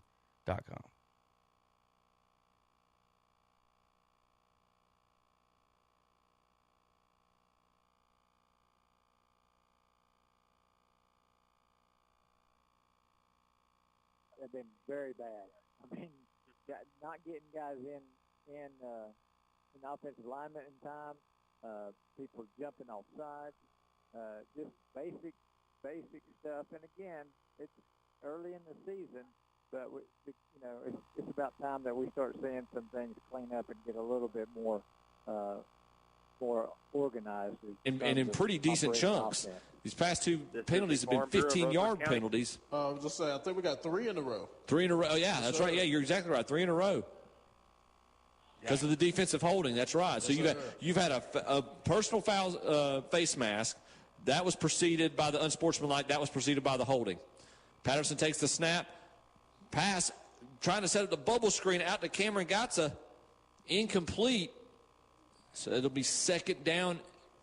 Looks like 2nd and 10. Or 2nd and goal at the 10. Excuse me. They are in they're in the red zone. They're in Blacksburg territory. 2nd and goal at the 10. Be good if the Ironman could punch it in, maybe get another score before halftime just to pump up the morale a little bit. I believe technically, Jawan, they're going to say it's going to be 2nd and 10 on the 11 because they've got the 10-yard chain still out, so it's not 2nd and goal. They can still get a first down without getting the touchdown. Patterson takes the snap. Fakes handoff to Hedner. This time he takes advantage of the hole up the middle. Almost crosses the plane for the touchdown. He's down right at the 1. That could be a first down. They are not. Okay, they're going to signal. This is third down. It's third down and short. They're short of the first down marker. They're about a yard short, maybe half a yard short of the first down marker and a yard short of the end zone. Great run up the middle by Patterson. This time, they've had several where he's ran up the middle and Blacksburg closed the hole. He basically just sprinted for the hole this time, didn't give him a chance to close it. There's a snap by Patterson. Patterson this time met in the backfield before they could even get the fake handoff completed. He is drugged down for a massive loss. Oh, and now it's getting out of hand. We've got a serious fight on the field. Both teams going at each other. Yeah, this is definitely getting out of hand. We've got coaches now trying to separate the players. Both almost. Wow. I'm surprised both benches didn't clear. We've got security running out on the field right now to try to separate both teams. Coaching staffs trying to separate both players. I think every official threw a flag on that.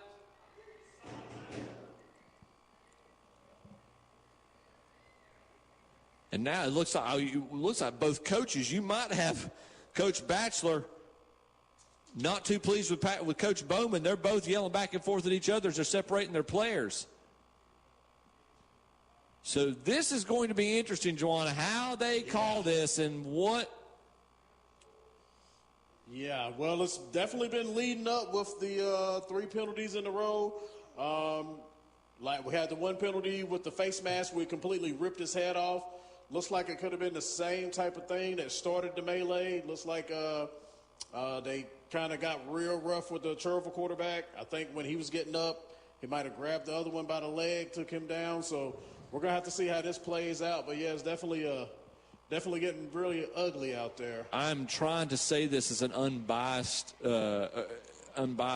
broadcaster here. And I broadcast for Cherville Ironman every week. And I'm proud to watch these young men play.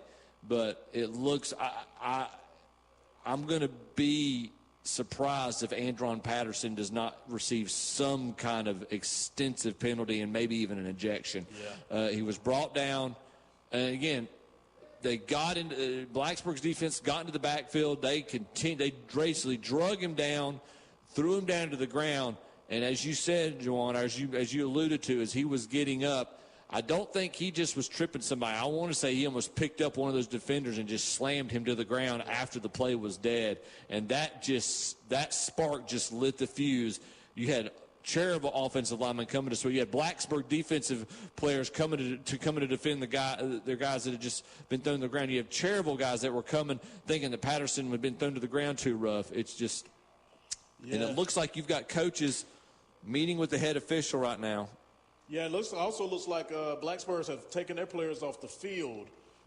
Just like they went off to the right. You are right, yeah. So the Blacksburg roster, the entire team, has been led off the field. You've got to wonder, Juwan, a minute 50 left to go in the first half of this game. 42-6. 42-6, Blacksburg. I mean, this is a conspiracy theory type. Are you able to finish this game? That's a very good question. I was thinking the same thing you were. You've just had Blacksburg's team taken off the field. You've got officials talking together. You've got the head official talking with members of the coaching staff. I don't think Coach Batchelor is out there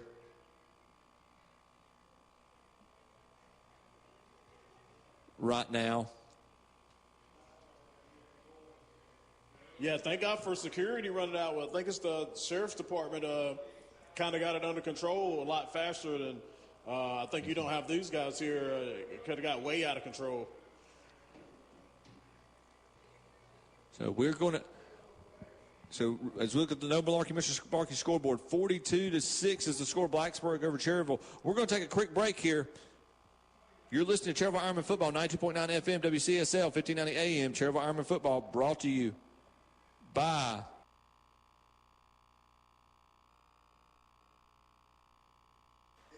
Yep, and that was a quick cut, a couple more incomplete passes. Yeah, flushed right. Like I said, I thought he had a couple guys over there, but was covered good, apparently. Graham Warlick in the punt for Burns.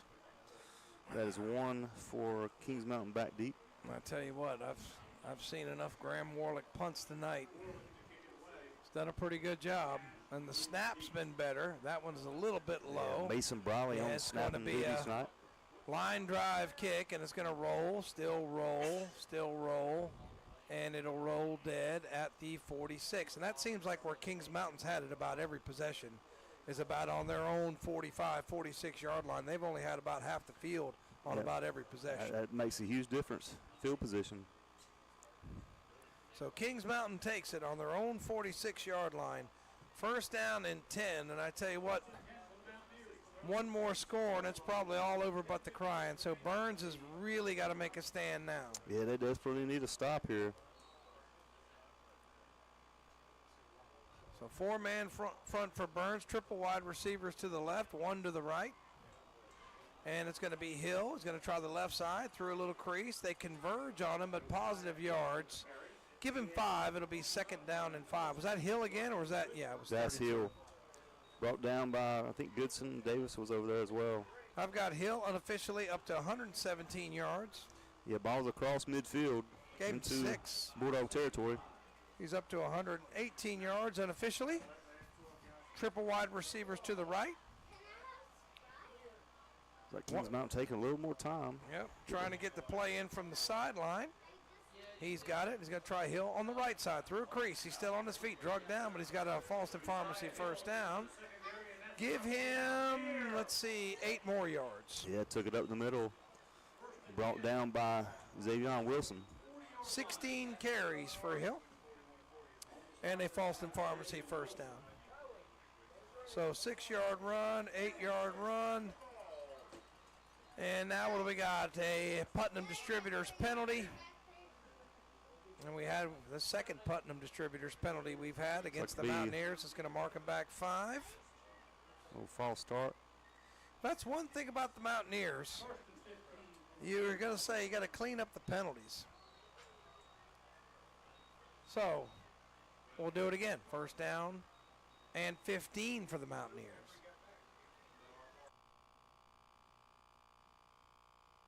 Years of helpful service. Plenty of time. Snap back. Armstrong looks, throws, and Vaughn's wide open and has another big gain. As he's knocked out, ball comes out. Does Burns have it? The ball came out. I think you're going to say the ball was down by contact. I tell you what, Can't man. catch a break there. I don't know about that one, as they look confused there for a second. Yeah, got Vaughn on the inside slant. It's coming up. Vaughn's a little bit limping a little bit on the play. So they gave him 12 yards on that reception. That was Wilson and I think Hunt on the coverage, or KJ Husky on the coverage. And that is second down and about 3. Armstrong has it plenty of time. Zips it Vaughn with another outstanding. Many, if not most of the players on both benches stayed at the benches. This could have gotten a lot worse, but several of the players on the field got this, beyond football physical. Yes, this just got into an extremely after the play aggressive confrontational fight, and so Blacksburg's team cleared the field shortly after this. You have coaches and officials together.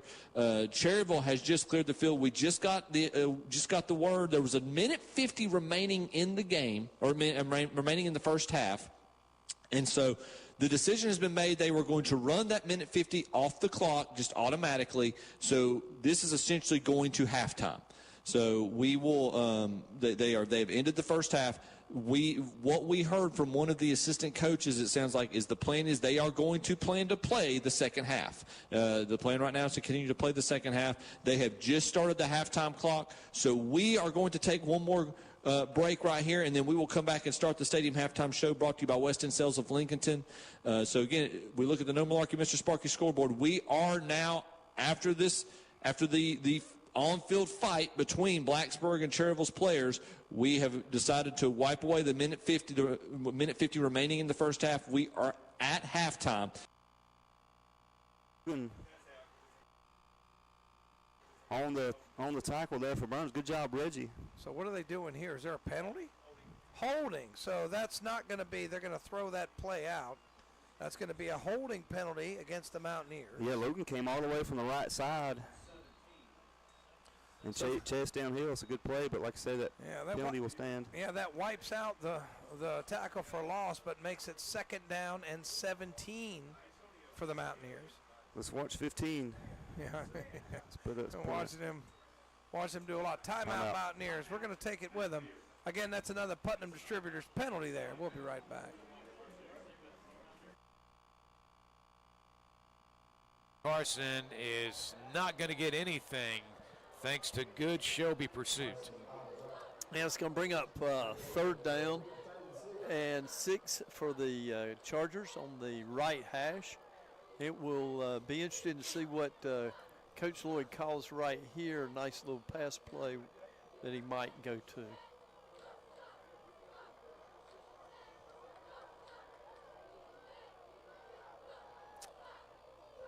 Getting some, just looking at some messages right quick. I got to keep my eye on the ball game, but Paul, I'm screaming. Donnie Thurman's enjoying it so far.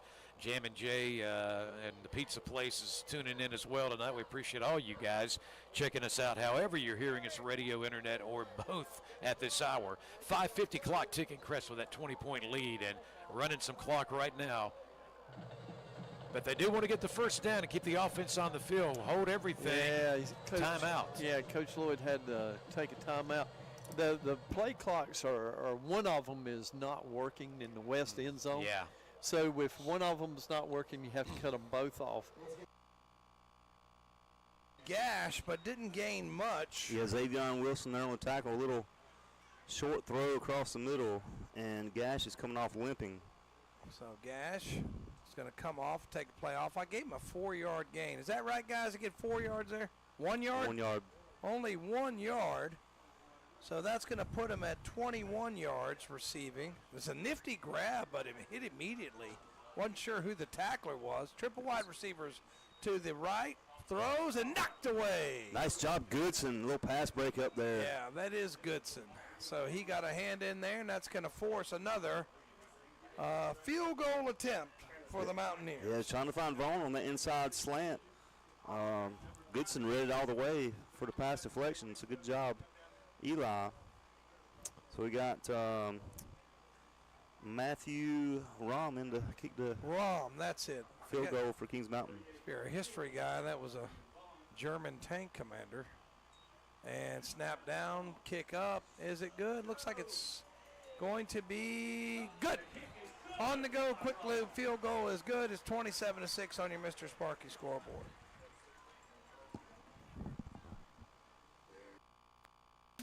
The new climate-controlled storage units are released on West Dixon Boulevard in Shelby. They're all sizes and are now available.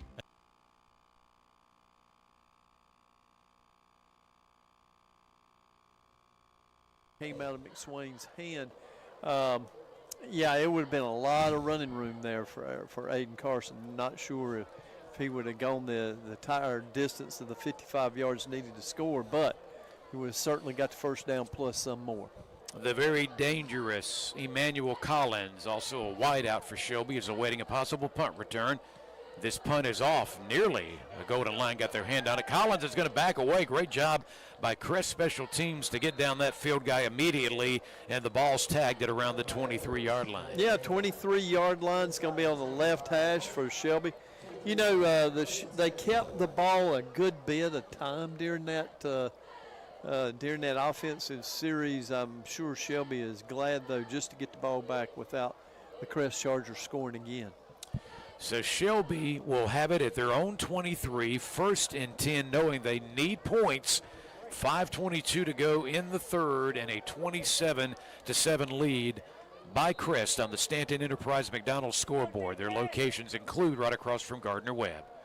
Farmer wanting to go to the air, and he is in all kind of trouble. They've sacked him for at least the 3rd time tonight, back at around the 5-yard line.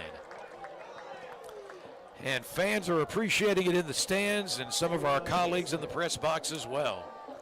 Yeah, that's a really, really big time sack.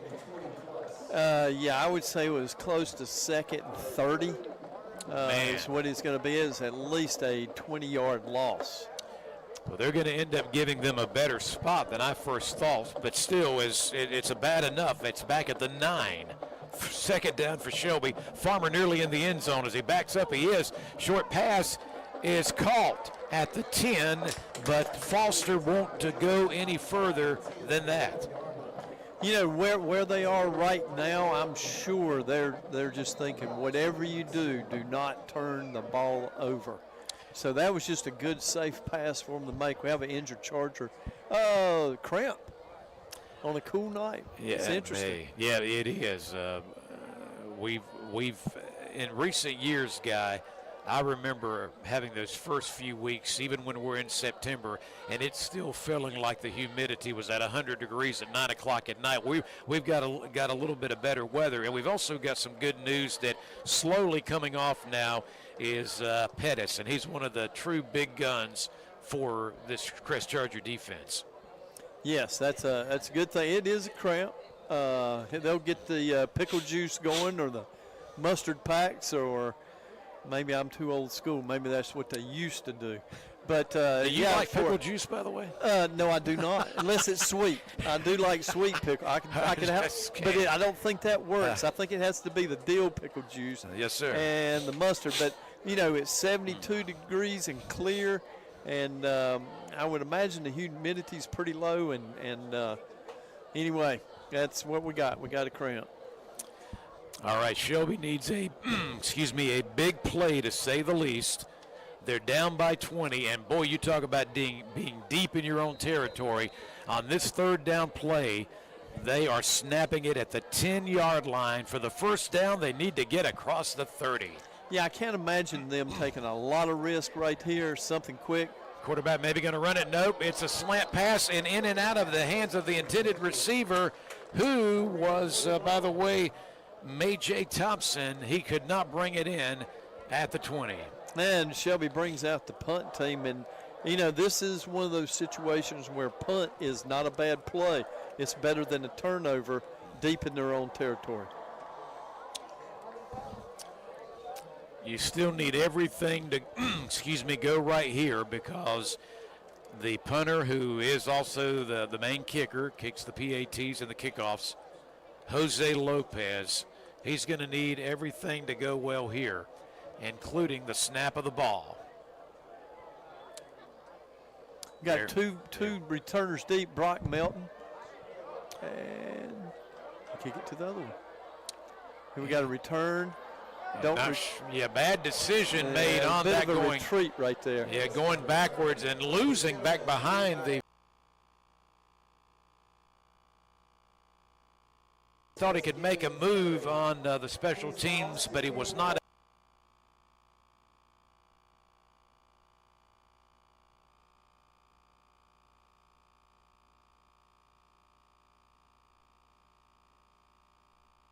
Did about the 24-yard.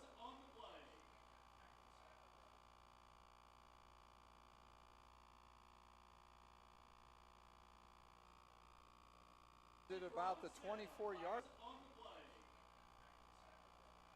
We'll have to see what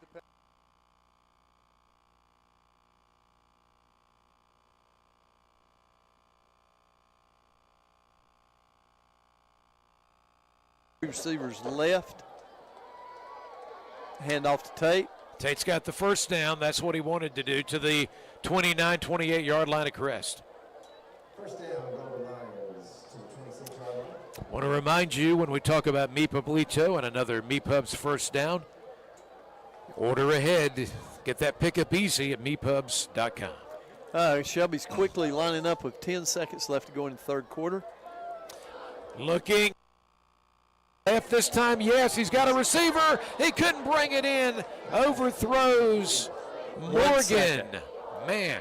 1 second left to go in the third quarter. Was second down and 10. 1 second left to go in the third quarter with Crest still up 27-7. Shelby moving the ball. The ball on the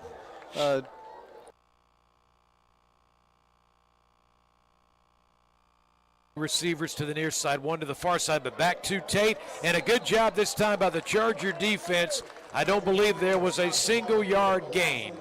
No, there'll be a loss on that one. That brings up third down and 11 with the fourth quarter getting ready to start, Paul. You're right, Guy. The Stanton Enterprise McDonald scoreboard tells us after 3 quarters, it's Crest up by 20, 27-7 over Shelby.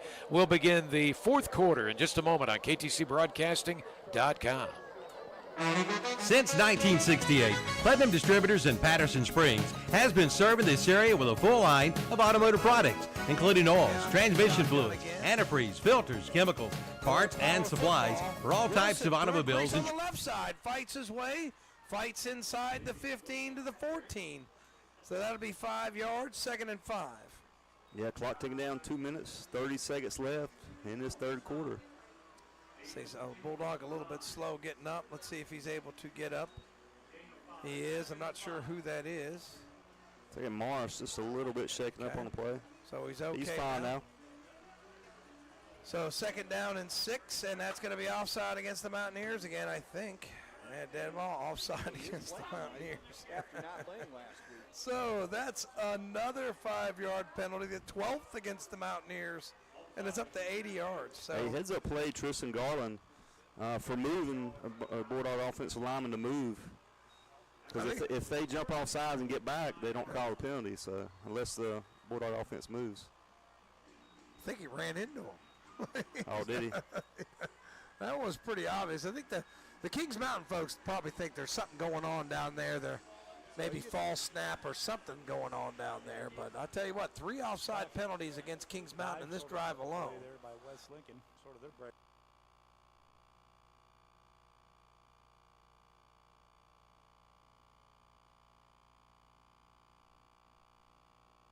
It's about to 3.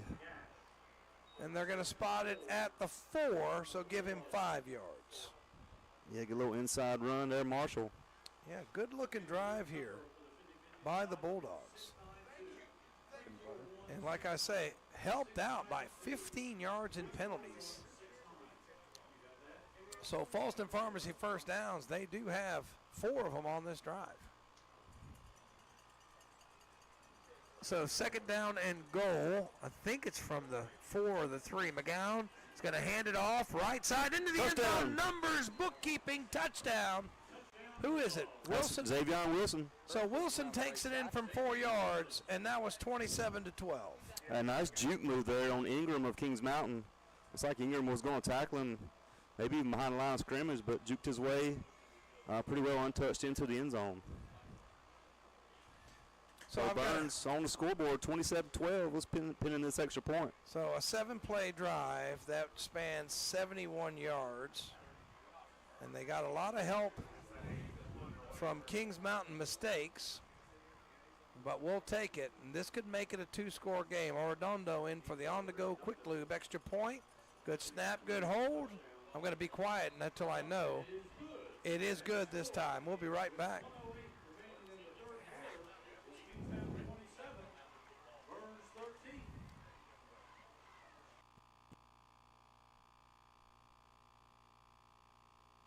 That's correct. Unsure of. Apologies on that, but young man will gain 1 yard or 2 yards, pardon me. Now, Barton's trying to get a little bit of a drive going here. Get on the scoreboard, make it a 1-possession game. It's 2nd down, 3, a little more than 3 minutes left in the third quarter. The Spartans really do need to get a first down, keep some momentum going. 9. High snap, takes the Fairbanks, and now he'll run forward. Could not get out of a tackle. Big-time play. The tackle by number 23, David Magana once again. And Magana, he's got 6 tackles, 3 tackles for a loss. He has just been flying around the field, and that will force the Spartans to call a timeout. 2:43 left in the third quarter. Thomas Jefferson up 14-0 on the Stanton Enterprise McDonald's scoreboard. This is Downtown Radio, WAGY. Downtown Electric and Services.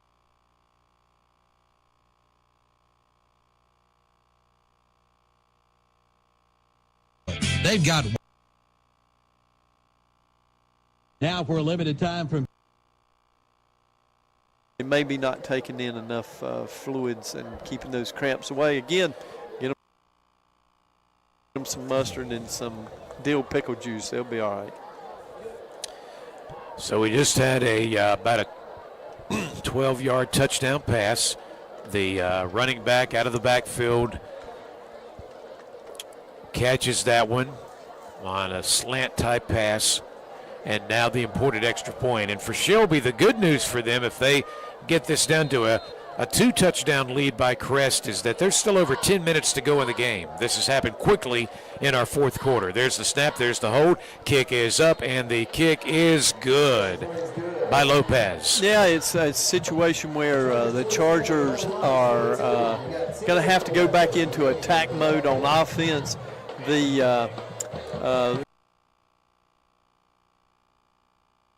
In this Bulldog defense.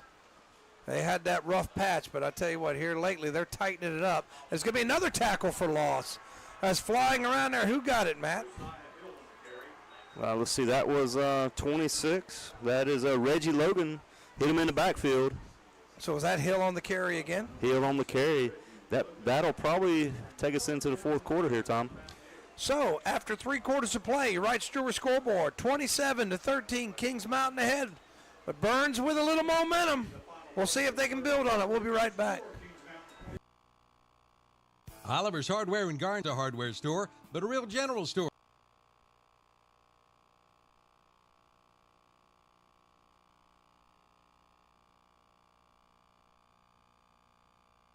Like them on Facebook, too. Jam & J's Pizza kickoff, and it's angled left side. It's going to go out of bounds, and that just toyed around like it might back up like a Brent Pascoe pitching wedge, but unfortunately it went just out of bounds. And so I was scared when he started because he was lined up as if he was going to kick it directly to Edwards, and Edwards is the guy that he's just Mr. Excitement. So that penalty is going to put the ball back at the 35.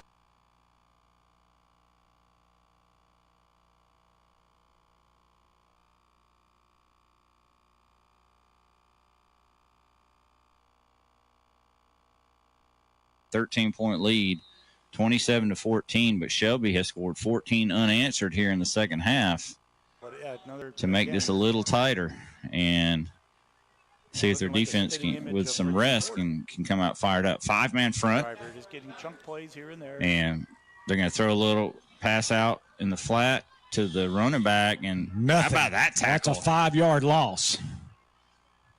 So caught by Aiden Carson, but Keelan Tate and Nydreen Wood, along with Killius Hunt, were all 3 in there for a 5-yard loss on the pass play. Momentum in high school football is an amazing thing, Brent Pascoe. We say it week in and week out, and it's funny how it's a cliche, but it's true. Some people say there's no such thing as momentum. I say they're wrong. 2nd and 15, and Crest trying to take every bit of this play clock as the clock's running, and it looks like Carson is in there, and they're going to roll right and throw back left, but he's covered. So now it could be a sack, and McSwain's going to run out of bounds, and he's going to lose some more yards. Going to lose some more yardage.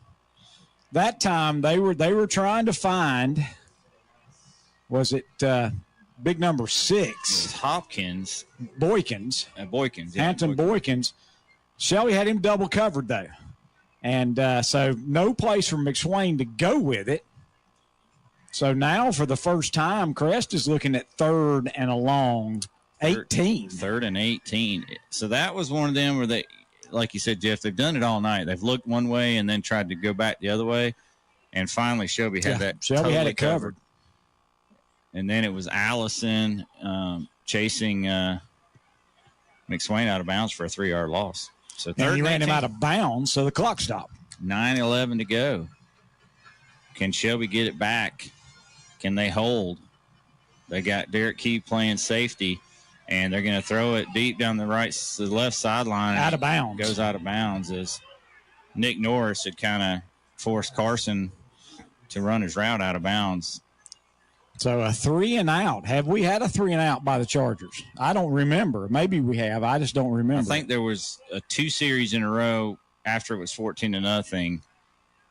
But that's it. Those 2, and they were kind of right in a row. Now we got a 4th and 18, and back to punt. And remember, his last punt was 5 yards, Jeff. If he does that here, Shelby's going to have some pretty darn good field position. Now, if you're Shelby, do you even think about rushing and trying to get a block, or you just say, hey, we're going to get good field position anyway? Get away from the ball. It's another one that's going to – well, it takes a good crest bounce, and it's going to make it all the way to the Shelby 40. But you're right. It was a 20-yard punt, and then it bounced forward. So it's a 33-yard punt when it's all said and done, but Shelby's back in business again. At their 40-yard line.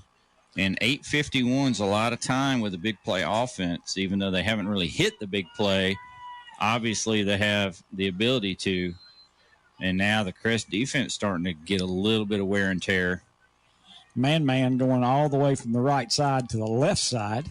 And now Tate empties the backfield, and the penalty flags come out from everywhere. Unfortunately, that's going to be a flinch by one of the Shelby offensive linemen, and they're pointing and saying that one of the Crest defensive linemen called a snap count.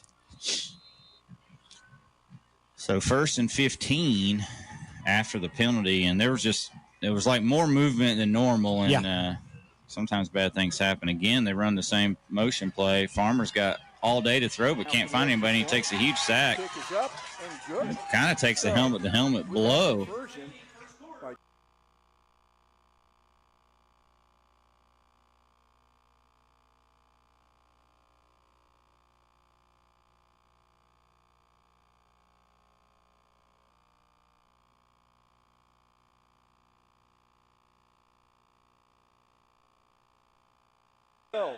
With that conversion,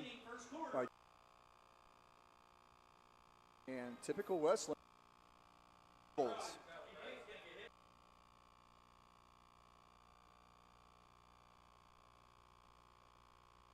The officials said to add 10 more minutes. We're about just a little over halfway through that at this point. Cherville's out warming up right now. I do not see Blacksburg's roster on the field. They weren't out earlier, and Cherville's was not. So now we're just waiting to see what's going on. There's been a lot of conversing, a lot of conversation. The officials are at midfield. They're talking, looking like they're ready to go. And here comes Blacksburg's team. So they're coming back out on the field to get warmed up.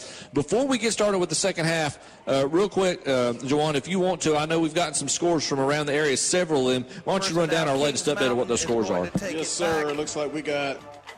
So ball spotted at the 5-yard line. So Kings Mountain will take it on the Burns 5-yard line. 9:39 left to go. And Burns is going to need another big play. Their defense does have 2 takeaways today. You know, just sailed on Marshall just a little bit, trying to make a play.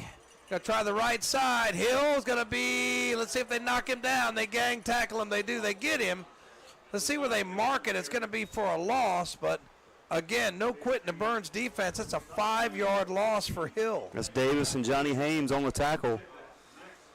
Good job, Davis, getting in the backfield to disrupt Hill. Pretty well soon they're going to hand the ball off to Hill.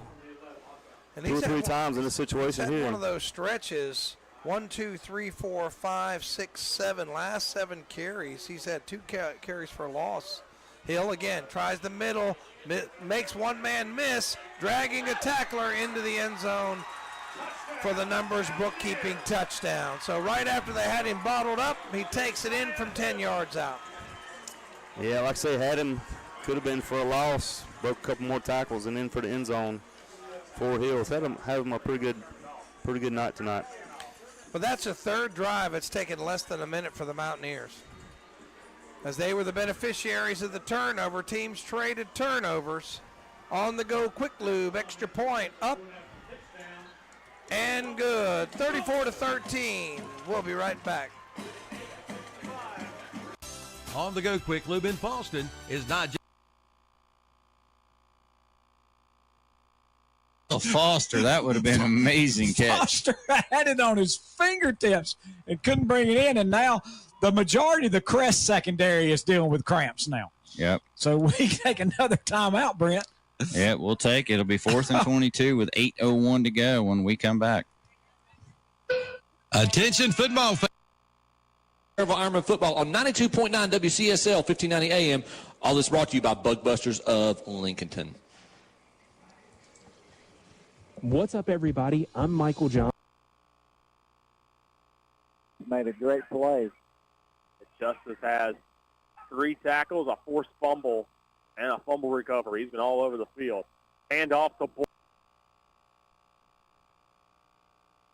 Yep, only a gain of a yard. Yep. Sets the edge. Justice back-to-back big plays. Just 1 yard per Boyd, and all of a sudden now it's 3rd and long for Thomas Jefferson. From Justice, from his linebacker position, he's making the exact, the best decision to take off toward the ball carrier at the right time. Really, really good nose for the football right there. Thomas Jefferson's going to take as much time as they can, of course, with the lead, and 10:20 left in the game clock, up by 2 scores. Gold will get set.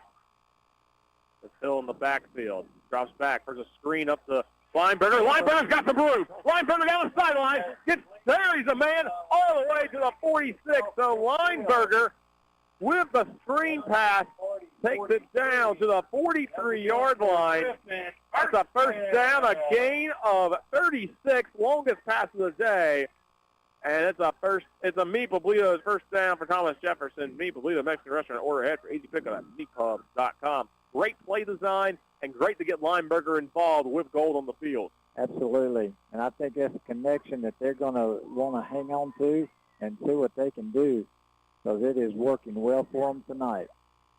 First down and 10 at the Spartans' 43-yard line. Gold. And there's a movement up front. Somebody moved early. Everybody moved except for the center. Yeah, that's a false start on Thomas Jefferson. That's their 4th BAM LLC penalty flag of the game. BAM LLC helping brick and mortar business. Now, I would think this could be really rough for the Chargers. Well, the first flag is at the Crest 32. And that's a block in the back. And that's what kind of sprung it. Yep. And then there's another flag at the 45, another flag at the 33, and then when he cut the flip, into the end zone, one of the officials had to throw his hat because he was out of flags. Yep.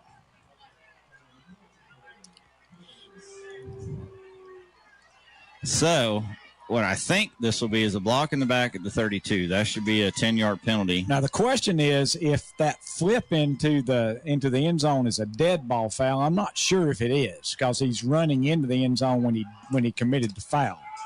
But the home team fans are like complaining about the call. It's the first penalty called on Crest, and with good reason. I mean, they've had a great game, but that's pretty blatant block in the back at the 32.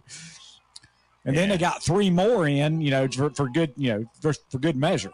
Well, it was like every time we thought he was tackled and then he broke it, that's when the flag came out. It's like, okay, there's a flag, and there's another flag. So there could be 2 penalties. What I'm thinking we're going to get is a 10-yard block in the back and then maybe an unsportsmanlike, which would be a half the distance, I think. It's just hard to say. Yeah. All right, so the first 10 yards are marked back to 22. Now he's walking some more. And just what I thought. Yeah, half the distance. Yeah, so 11-yard line is where the Chargers will start. So instead of a touchdown, Jeff, they're on their 11. But there's 7:36 to go in the game, and they've got a 13-point lead over Shelby here on this No Malarkey Mr. Sparky scoreboard. And now you're starting to hear the hometown fans get a little rowdy over here. Well, they called penalties, and nobody likes those penalties. It was a heck of a run. I mean, the penalties beyond, but aside, it's a heck of a run. Oh, yeah. and Melton got out of a couple of tackles. It was phenomenal. 1st and 10. I think we're going to see some runs, and we get a run. And pretty good run. A nice 5-yard run. And now another flag comes out. Another flag comes out. And after going almost the whole game with like 2 penalties combined. Now this has turned into the Crest Shelby Flag Fest that we used to have. I think what's happening is it's that point in the game where the tempers are starting to flare a little bit too, because it's getting close to the end, and I just have no idea. The receiver and the DBs were both upset, like maybe somebody has been ejected. And I think it's one of the Shelby players has been ejected.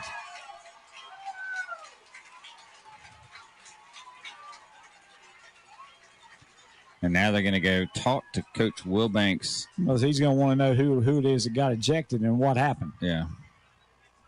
That's the first penalty due to a penalty. Excuse me, first down due to a penalty. And I think I know who the gold line is because he's out. He just went off the field over to the stands even. So that penalty was huge because that takes Crest. Takes Crest. First of all, they got the 5 yards out to the 16 and then tack 15 onto that. And they're out to the 31. So Carson gets 5 and then a 15-yard penalty. And it's 1st and 10 Crest at the 31 now. So still a ways to go, but the clock is running and it's nearing 7 minutes to go. McSwain gets the play back in the huddle, and Crest is just now getting to the line of scrimmage with 6:54 and counting.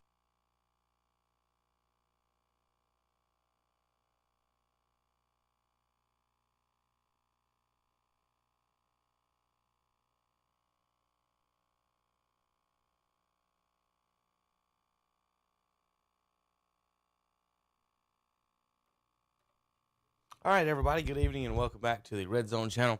Wrapping up the Red Zone show, we usually here till about 9:30, sometimes 9:45 when we got some really close games we'll stay on. For all of our broadcasts right now, most of them blowouts for the most part. West Lincoln and Ford having internet trouble out there. They don't have internet in the press box for you folks trying to catch on that game. Last score we got was 14 to 14. So we're going to try to get that game back going. I'm going to get some information on that.